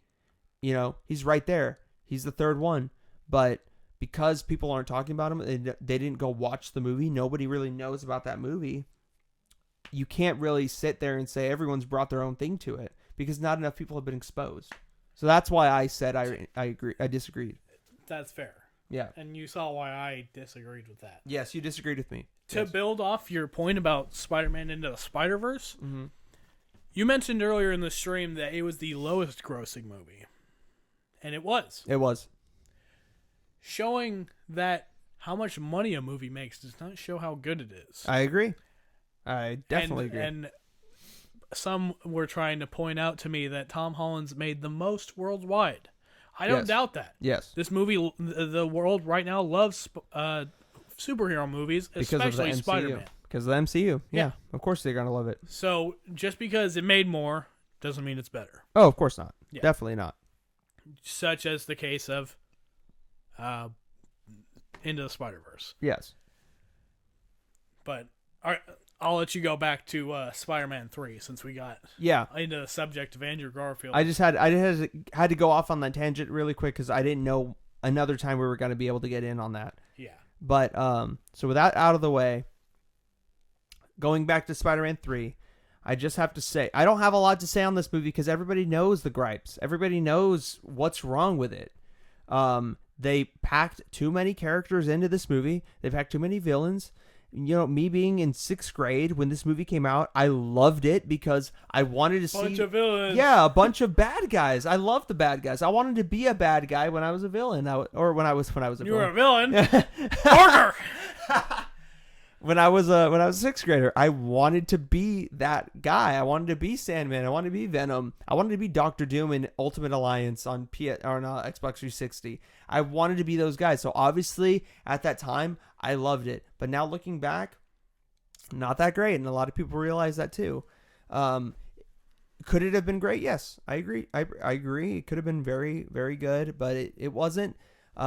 Also, Tobey Maguire, I just feel his performance as Spider-Man in this movie just really showed that he was done with the character. He was just, I just felt like he was kind of over it. Like I could see, looking back and watching this again before this stream, there were certain scenes where in which, like his dinner scene with Gwen Stacy, or lunch scene or whatever, you could just. The diner scene? Yeah, the diner scene. Are you talking about the engagement scene? No, the diner scene. Where you see him talking and just the way he was presenting himself and his mannerisms gives off the vibe as if he just really was done being Spider-Man. Like he just was kind of over it. It felt like it was the end. Looking back with the scope and the context we have now, you can tell he was kind of over it, and everybody was kind of aware that this was the last movie, which kind of held everybody back a little bit more, which isn't anybody's fault other than Sony's. So you can blame a lot of the faults on this movie, like I said, to Sony. It's not the characters. It's just they all knew something that the people watching it didn't. So obviously they're going to act different. So I address the bad parts. Yeah, exactly. Because I'll admit, this movie isn't perfect. No, definitely not. But it doesn't mean it wasn't good. Yeah, there's some good parts in every movie, even Sharknado 4. Like, there's some good parts to it, you know. Star Wars Episode 8 made more money than God, but it's still a steamy pile of diarrhea. Yes, I agree with you. I didn't see it. Really? I didn't see it. Didn't want to. Yeah, I'm a Star Wars fan, but this ain't a Star Wars debate. No. You don't have to watch that movie if you're a Star Wars fan. It hurts to watch that movie. Is in its entirety. It's really sad. So I'm glad you did not watch that because it is very bad. That movie makes Spider-Man 3 out to be like, I'm not going to say Spider-Man 2? No, I'm not going to say it's going to. Well, actually that might be right. Actually, you're right. Yeah. Spider-Man 2. It makes it out to be Spider-Man 2. That's a perfect comparison. So it makes it out to be the perfect Spider-Man movie? No. Okay, I take it back. As quickly as I qualified it, I took it back. But no, it just makes it look great. So, all right.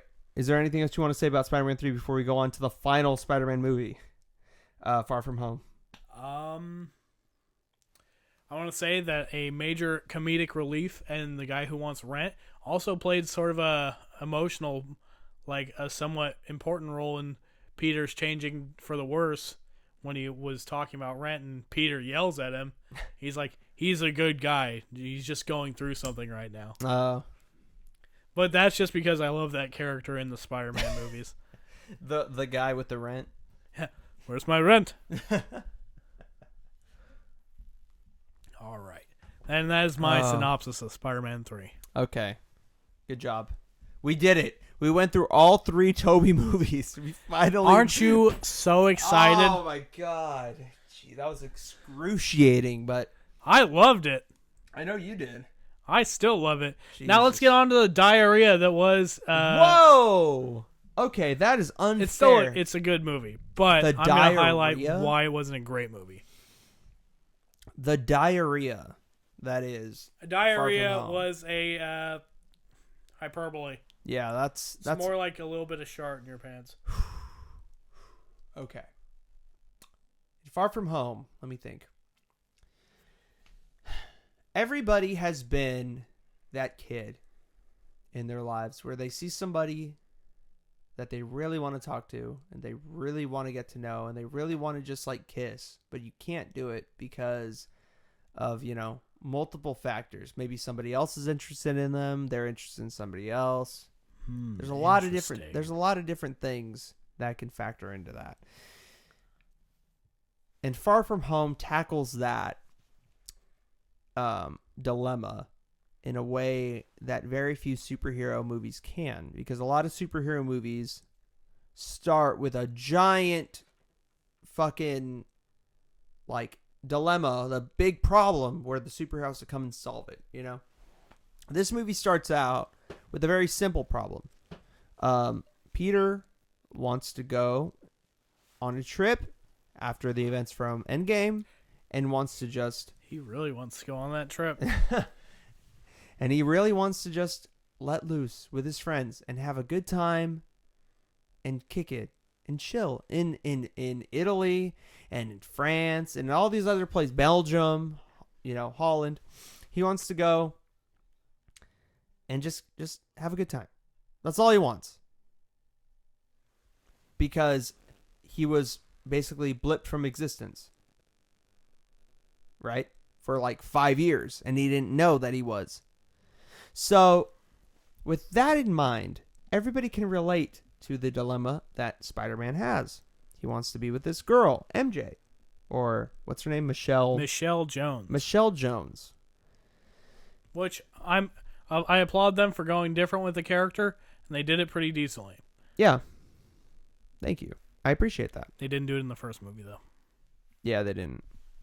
But, I was just thinking about it the other day, and I was just thinking, everybody's been in that situation where you wanted to be with somebody, you want to talk to somebody, you haven't been able to, there's obstacles in the way, and you're just trying to get from point A to point B, right?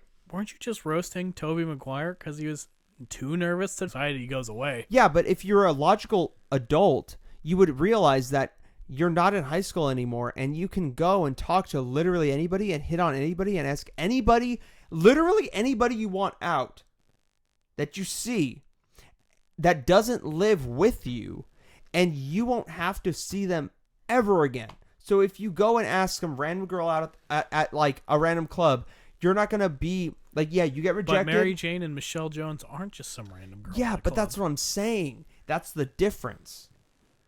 If you run into Mary Jane, not Michelle Jones, but the Mary Jane from the original trilogy. If you see her in the street and you're Tobey Maguire, Peter Parker, and you go up to her and say, "Hey, I haven't seen you in a while. How are you? How's your acting? Blah, blah, blah." And then at the end of it, you ask her, "Hey, you want to go out to lunch? You want to go grab dinner? What's the plan? I want to do something with you. I like you." And if she says, "No, that's not going to happen." Okay. You're done. That's the end of the road. Whereas in high school, you ask a girl out. She says no, and everybody else in that school knows that you asked her out and she rejected you, and you're a fucking loser. So that's the key difference. The community and the environment that high school has is a key difference between the Tobey Maguire Spider-Man and the Tom Holland Spider-Man. So to continue from that, everybody's been in that situation where you're in high school and you want to talk to somebody and you like them a lot, but you can't make a move because you're nervous about what everyone else is going to say.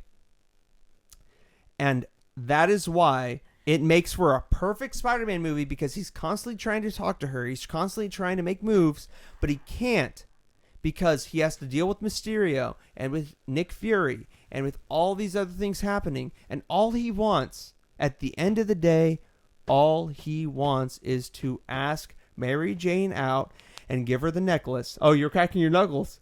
Okay. Yep. All he wants is to ask her out and give her the necklace that he bought for her and ask her if she could be his girlfriend. That's all he wants. It's literally it.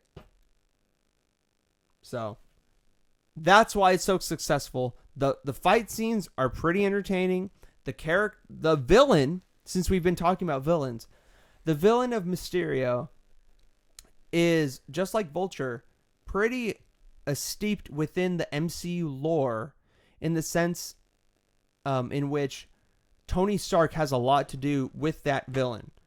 He's the reason why Mysterio is Mysterio, and why that team of people helping him do the illusions are helping him do those illusions because Tony Stark fucked them over and called his invention Barf, which is really cool if you think, like, looking back to Civil War, how far back that stems. Oh shit! How far back that stems?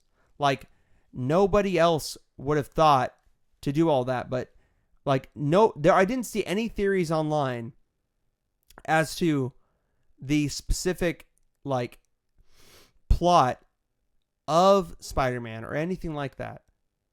But yet, Marvel came up with something that was super unique and original that nobody else thought of, that nobody else thought to tie everything back together. So, ooh. What's ooh about it? I'm saving it for the rebuttal. So, without further ado, I just got to say, this was my second favorite Spider-Man movie outside from Far From Home. I don't think it's quite as good as Far From Home, but I think it's pretty good. Homecoming? Homecoming, yeah. And it's all good. We have so many names. I know, there's just so much shit. See, mine's just 1, 2, 3. It's easy shit. Yeah, I just think it's a great Spider-Man movie. It is super relatable for anybody. You don't have to watch the previous Spider-Man movie, Homecoming, to watch this movie and enjoy it. With the first two, or all the Spider-Man movies, the Sam Raimi movies, you had to watch the previous movies to understand what was going on.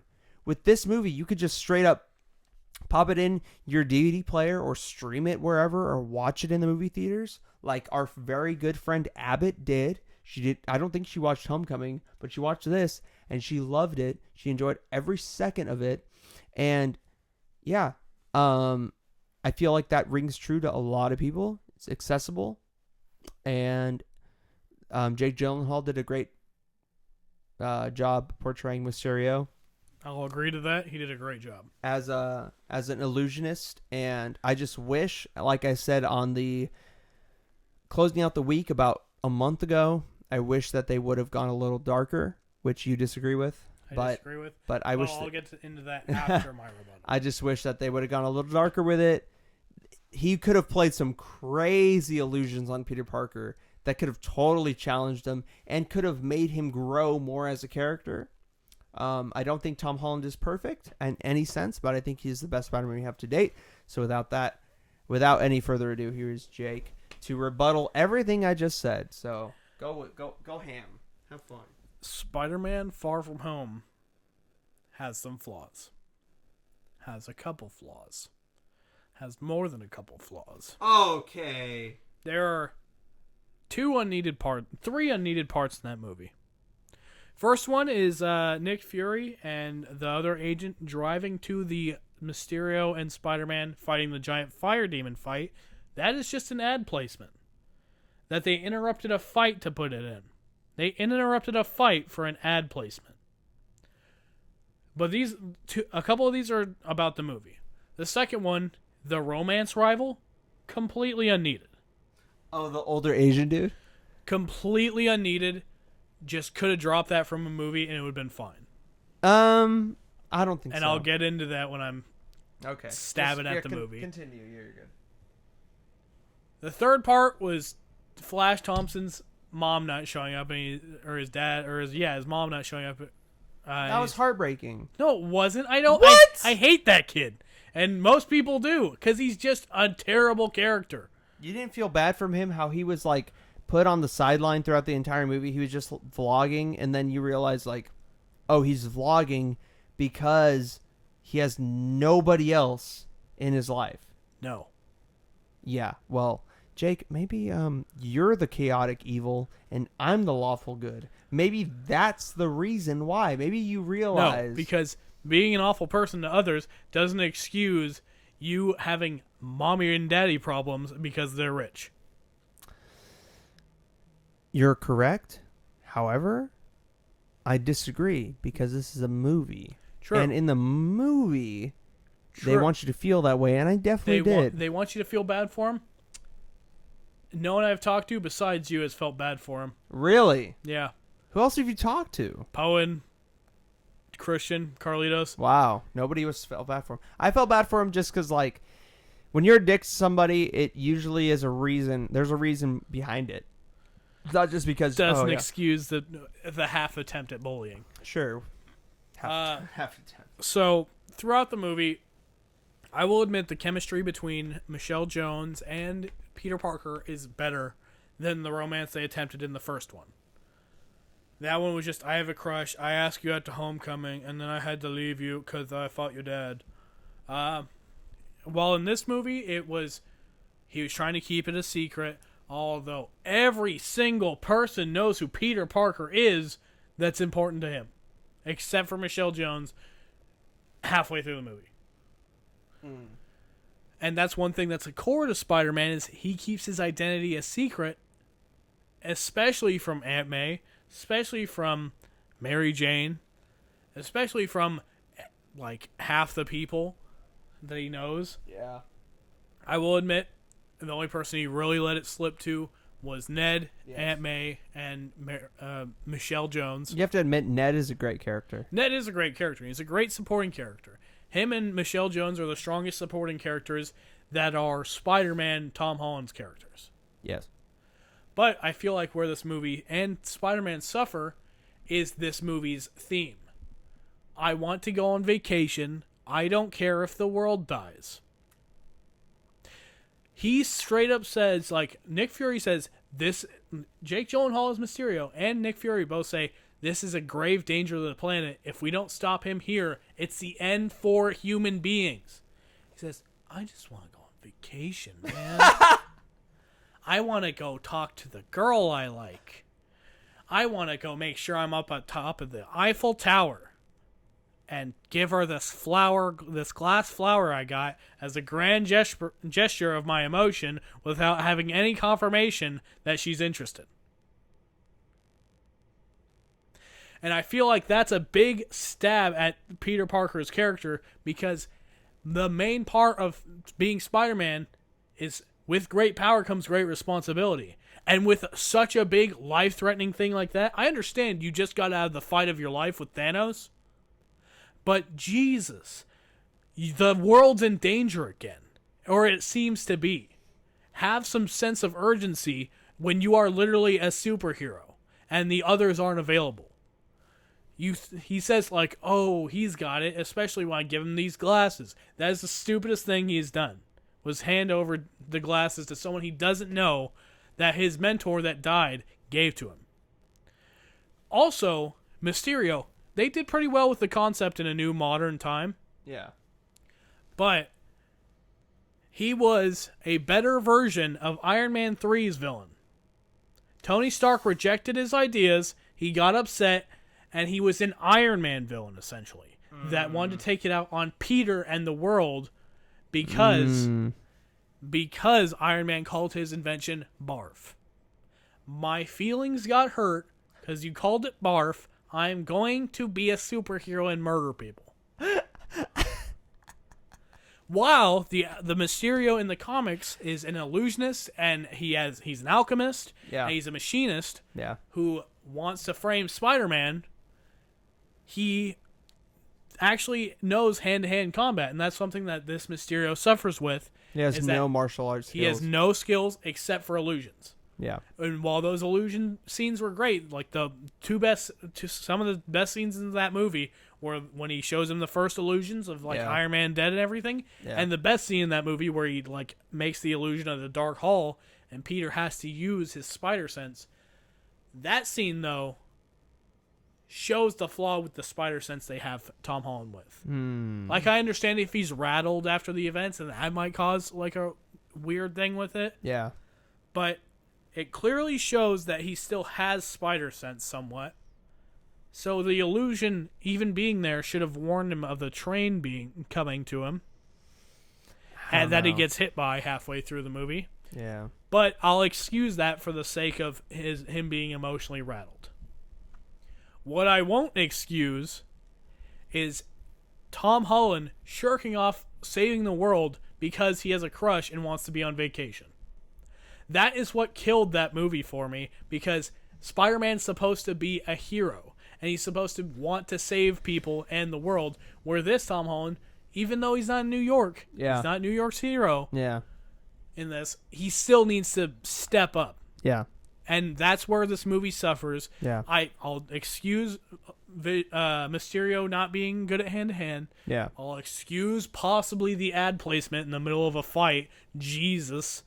Marvel, come on, be a little more subtle. Disney, don't you have the money to not need that many ads? I know. Yeah. But I won't excuse that major flaw in the movie. Okay. And that's what kills Tom Holland's Spider-Man in that movie. And that's what kills that character for me being an amazing Spider-Man. But as far as the rest of the movie goes, the love interest seemed real. There was real chemistry, it seemed. There was a lot more. The swinging around Toby. scenes were pretty great. Yeah. Especially when he's going drone to drone and using all different types of web with the suit he created. Yeah. But there's a lack of actual fights. There's a lack of the villain being... Like, he starts to lose himself a bit when he's threatening to shoot his camaraderies, Yeah. or his friends. Yeah. But he just seems like a disgruntled Apple employee.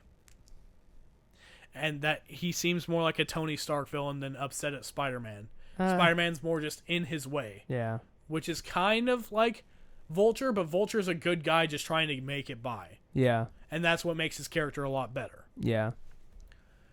But, getting on to my next point, J. Jonah Jameson. And Oh, boy. Okay. I didn't even... So, in Spider-Man Homecoming, the mid-credits scene, J. Jonah Jameson is reprised by the...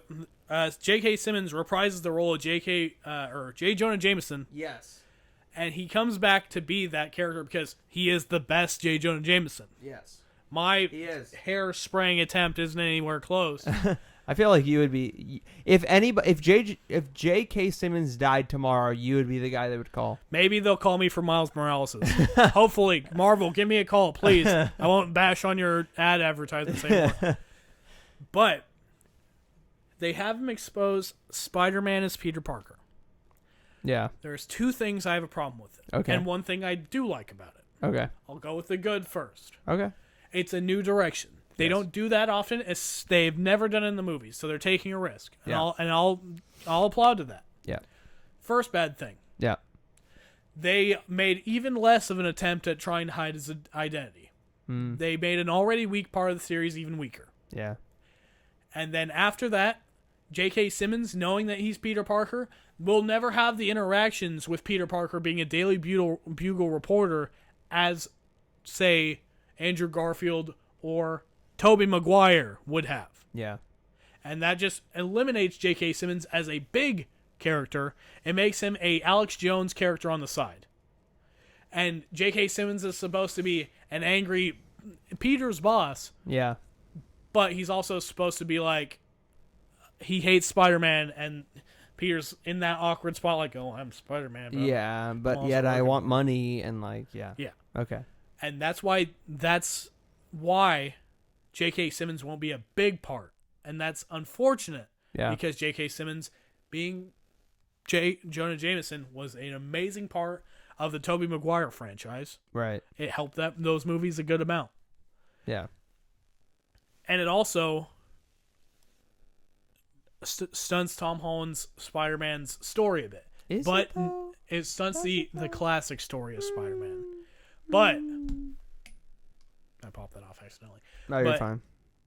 while we're on the subject of Spider-Man Yeah. in general, Yeah. the MCU shows that it gave this movie a backbone again. Nick Fury, technically not Nick Fury, but Nick Fury, Yeah. being there like 50 to 60% of that movie showed that Marvel, although they're giving more to Tom Holland to try to give, they're still providing that backbone support that that Spider-Man's own supporting characters can't provide. Like, he can't stand with his own characters alone. They're still giving Marvel's the reason these movies are doing even better. Mm-hmm. Hence, the villain as well. Yeah.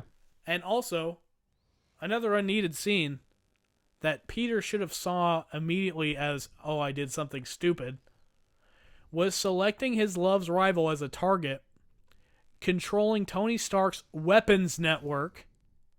I mean, are you kidding me? Like, I can see the genuine mistake, but you would be like, oh, stop it immediately. No, he's not. Would you consider him a target? Yes. Are you fucking kidding me? Tom Holland, you have portrayed an intelligent he plays a smart Spider-Man. Yeah. Not a wise Spider-Man. Yeah. Which is kind of stupid. Mm-hmm.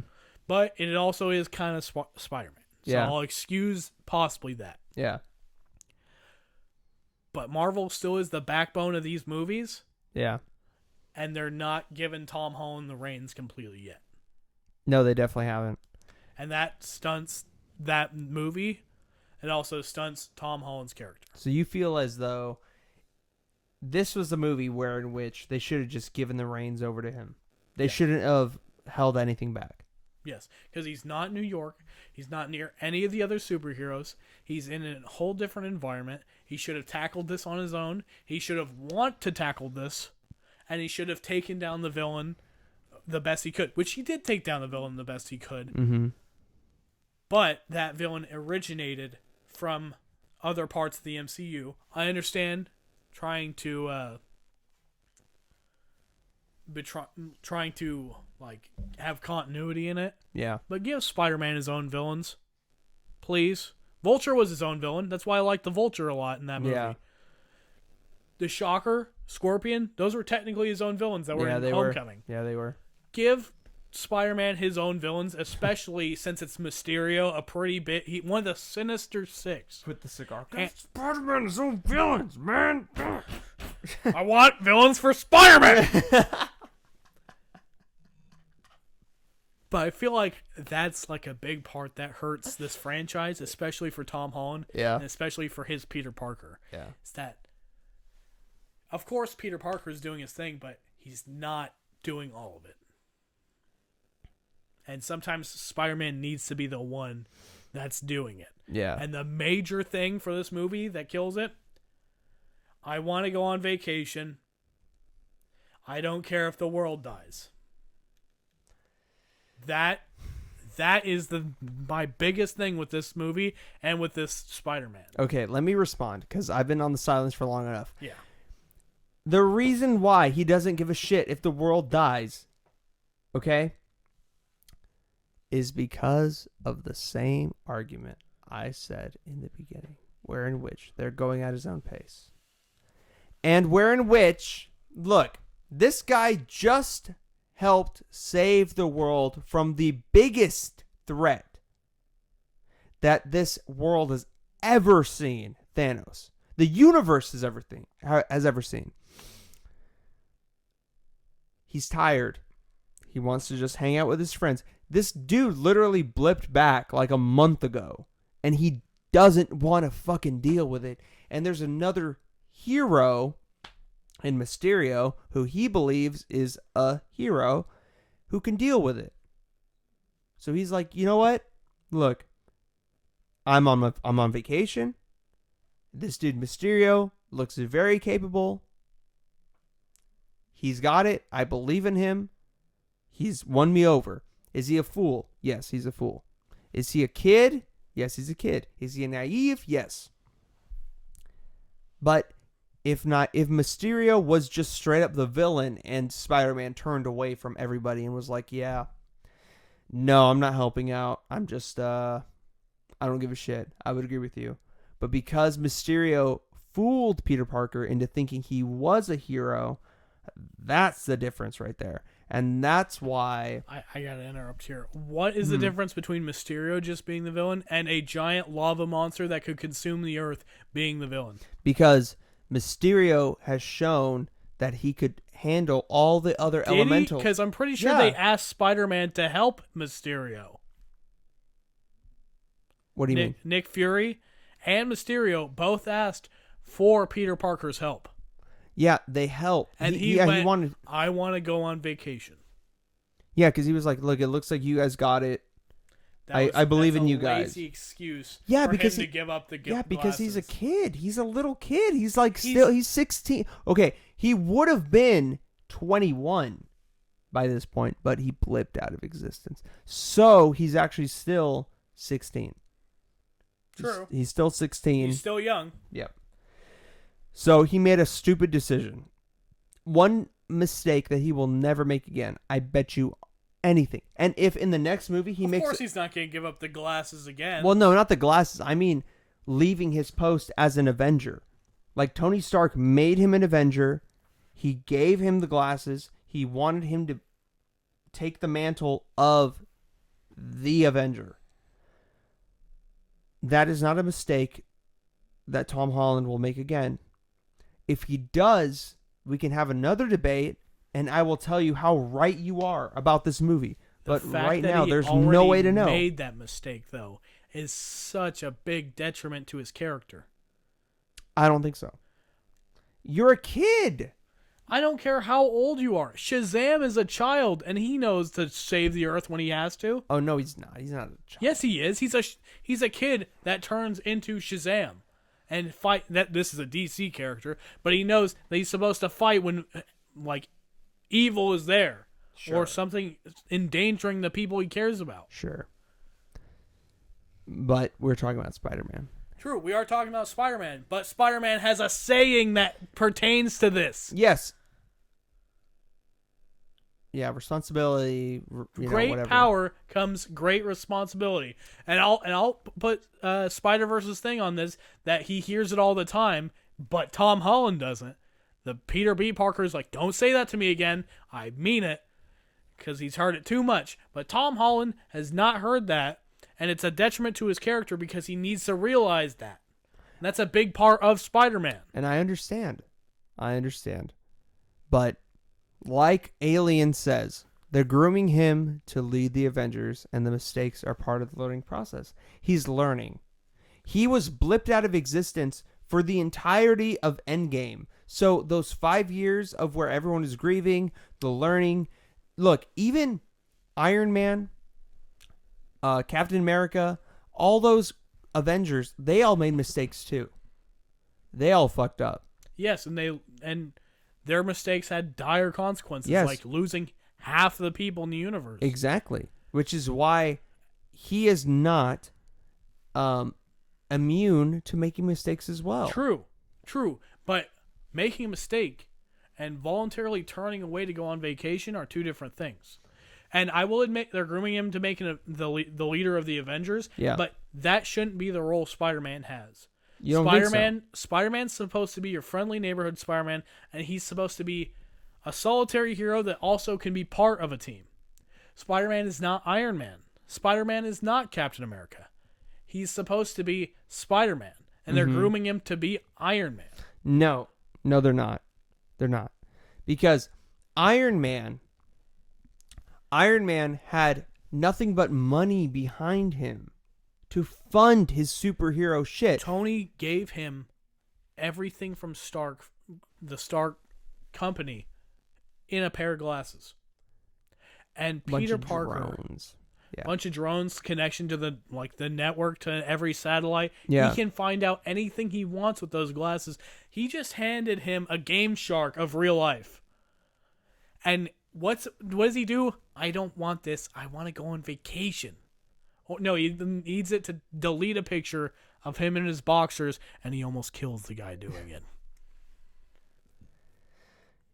Again, he is a kid, and he makes mistakes. When I was a kid, I made mistakes. A lot of mistakes. I made mistakes.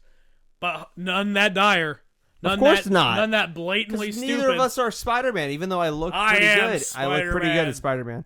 But I'm not Spider-Man. And, like, nobody has that type of responsibility. So it's just different. But he's going to learn. I bet you anything in the next movie, he's going to prove you wrong.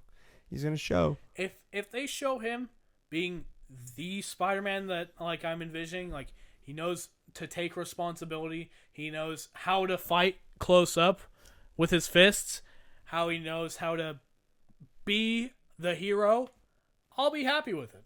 And I'll gladly say he's better than Tobey Maguire. Wow. But I can't wait for that day. since they decide to make stupid decisions like have him ignore his superhero mantra, having him hand over Stark Industries to a guy he met a week ago, just shows that he's making excuses for him wanting to be lazy. For him not wanting to be what he needs to be, which is Spider-Man, a hero, someone that steps up when times are tough, even if they're tired. Such as Captain America, I can do this all day, even when he's got the shit beat out of him. Yeah. I'll admit, he was blipped out, probably has some PTSD from that. And that's why the vision was so shaking. That's why I'll excuse the train hitting him. Yeah. But I won't excuse him just turning away from saving people. Yeah. That's where we disagree. I think that he, turning away from saving people, he thought that there was somebody else that could save him. Is he a fool for thinking that Mysterio was a person that could save everybody else? Yes, he is a fool. He was a dumb character in that instance. But is he off the deep end? Past saving? No, I don't believe so. I don't think that either. I think they could do really well with him in the future movies if they do it right. Yeah. But Far From Home showed that they didn't do it right. And I think they did because of that. I believe they did. I believe they did pretty well because they showed a relatable Spider-Man that everybody who has responsibility doesn't want to go along with those responsibilities. I don't want to go to work every day whenever I have a shift. I hate it. And if I can find a way out of it, I most likely will because I'm human and I don't want to deal with it because I just want to fucking lay in bed and just relax. And that's what this Spider-Man captivated, and that's what he is at his essence in this specific movie. But the difference between avoiding work just because you don't feel like it and saving the world because you don't feel like it. I see, Dennis, you caught the Game Shark reference. Saving the world because you didn't feel like it are two major different things. And Spider-Man is supposed to help save people. And if he did throughout like half the movie because he was like basically forced to because his love interest was in danger. Catalyst. And his schoolmates were in danger. Yeah. Yeah. I feel like that's not an accurate comparison comparing work to saving people, especially if you're Spider-Man. Of course not. I'm just talking about the relationship, the relation between ordinary people and a superhero. Like, people can relate to that. But, that's just me, maybe. I don't know. Maybe everybody else will agree. I don't know. But that's just my main gripe with Tom Holland's Spider-Man. Okay. And I respect it. I respect it a lot. So it looks as though we're ending the end of the stream. Is there anything else you want to say before we go about Tom Holland, about Toby, about Andrew, about Miles? Anything you want to say? I feel like in terms of Peter Parker, Tobey Maguire embodies the hero that he's supposed to be and the awkward guy he is. And even though some of his emotion comes out flat in terms of his Peter acting, the fights and like the actions that his Spider-Man shows overwhelm that to the point where he is the best Spider-Man. And for Tom, you're still a great Spider-Man. Still love the movies. They looked amazing, but what they made up for in visual effects, they lacked in fighting and the actual essence of Spider-Man. Andrew Garfield, decent Spider-Man overall, have some major flaws with the spider sense in his movies. Yeah. And that's also some of the villains in his movies. Mm-hmm. So that's why he's the third live-action Spider-Man in terms of my ranking. Miles Morales Spider-Man, interesting character. Don't know as much about him as I do, say, Peter Parker or Scarlet Spider. But they did a great job with his movie. They did a great job about Peter Parker in that movie, both what could happen and what happened to him. They even said that the perfect Peter Parker was the one that did the dance, which would be Tobey Maguire. But What? Okay, no. That's... Okay, anyway, sorry. But I feel like Tobey Maguire envisions what Spider-Man is supposed to be. A hero first. No matter the consequences with his... or complications with his personal life. Whether it be school and his love life, or, say, a vacation. Yeah. And I'll end on that note. Okay. Last thing I will say. I respect Tobey Maguire. And I respect the movies. As much as I love to hate on him just because it's an unpopular opinion within my friend group. I respect the movies. I understand that at the time that they were relevant and that they mattered. And that the movies that as they are now were pretty good. And to this day, I feel like Spider-Man 1 does not hold up. Spider-Man 2 is all right. Spider-Man 3 is bad. But at the end of the day, I respect Tobey Maguire's performance, and I understand and respect Jake's arguments, and I agree with some of them. However, I must say that Tom Holland, as his essence, as the type of Spider-Man, is the person that Stan Lee was envisioning when he was creating the character and writing him. And there isn't anything else that can really beat that, because he admitted it himself when he passed away. He wasn't the only one who made the character. Well, yeah, of course not. He's just the face of Marvel. Yeah, of course. But that's still, like, I know Steve Ditko had some things to do with him and all that stuff. And Steve Ditko and Stan Lee were both producers for the first Spider-Man movie, Spider-Man 1 and 2. But Tom Holland was 5 when the first Spider-Man came out. So obviously they weren't going to be able to get the perfect Spider-Man to be in there. No, they didn't, though, because Tom Holland was 5. Tobey Maguire was in his late 20s, early 30s at the time. He looked like an undercover cop. But I just got to say, these movies, the Sam Raimi ones, are not total garbage, as I've said in the previews and everything. And I respect everything that Jake has had to say, but I just feel like Tom Holland is the best one because he is the most relatable, he's the most fun to watch, and he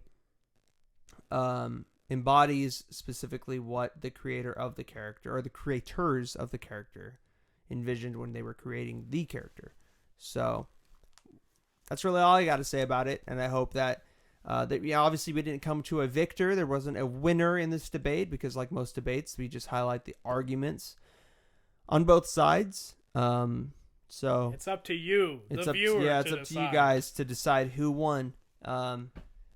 Comment or DM either me or him to say, hey, I loved your arguments the best, Dennis, or whatever. Toby was the 21 Drum Street of Spider-Man. The undercover cop. That's true. That is very true. I is agree with that. Peter. Peter. All right. But yeah. So I think that's the end of this stream. Thank you guys for watching. I know some of you watched the entire time. And for those of you who did, you are fucking amazing. I love you so much. And make sure to follow us on Instagram at The Closers Podcast, on Facebook at Closers Podcast. Subscribe to our YouTube channel if you're watching it right now. Obviously, you would be unless you're listening to the audio, where in which we are The Closers Podcast on YouTube. So subscribe so you don't miss any other live streams. We are doing another live stream in 2 weeks, where in which Max, the President Thogmartin, and Andrew, the DM Gale, and Jesse, the crackhead Salinas. He's a first-time guest on the pod. They're going to come on, and they're going to eat some hot wings. Already some Toby cheer in the chat. Wow. Okay. Yeah. They're gonna eat some hot wings, and they're going to talk about, or they're gonna eat some hot wings, and I'm gonna be the DM, and they're gonna do a one shot in D&D, and they're gonna die on camera. It's gonna be so funny, and I cannot wait for that because that's like the first comedy centric podcast I'm doing, and I'm so excited to do it. So be sure to subscribe so you don't miss that. He might be in the background like commenting because he's in the D&D group too, but he's not going to be on the camera. But he might be in the background just like laughing or something. So be sure to subscribe so you don't miss that. Yeah, there's going to be Jib. He's a promoter from Sacramento who runs a music venue, house venue out in Sac, who I'm going to have on in about a week from the time that you're hearing this. If you are listening to this on Monday, he's going to talk about his experience running a music venue and all that stuff. So be sure to tune in on that on just the normal Closers Podcast, Closers Podcast stream or Closers Podcast feed. And yeah. Hope you guys enjoyed this. We're going to do more of this stuff in the future. Me and Jake will probably be on more streams because I feel like you guys enjoyed it a lot. And we're both very charismatic, I feel like. So, yeah. Thank you, Jake, for coming on. I appreciate you very much. Thanks for tuning in, and thanks to all the Toby fans, and thank you for putting up good arguments. Yeah, you're welcome. And now it's pizza time. It's pizza time. It's pizza time. All right, bye, guys. Peace.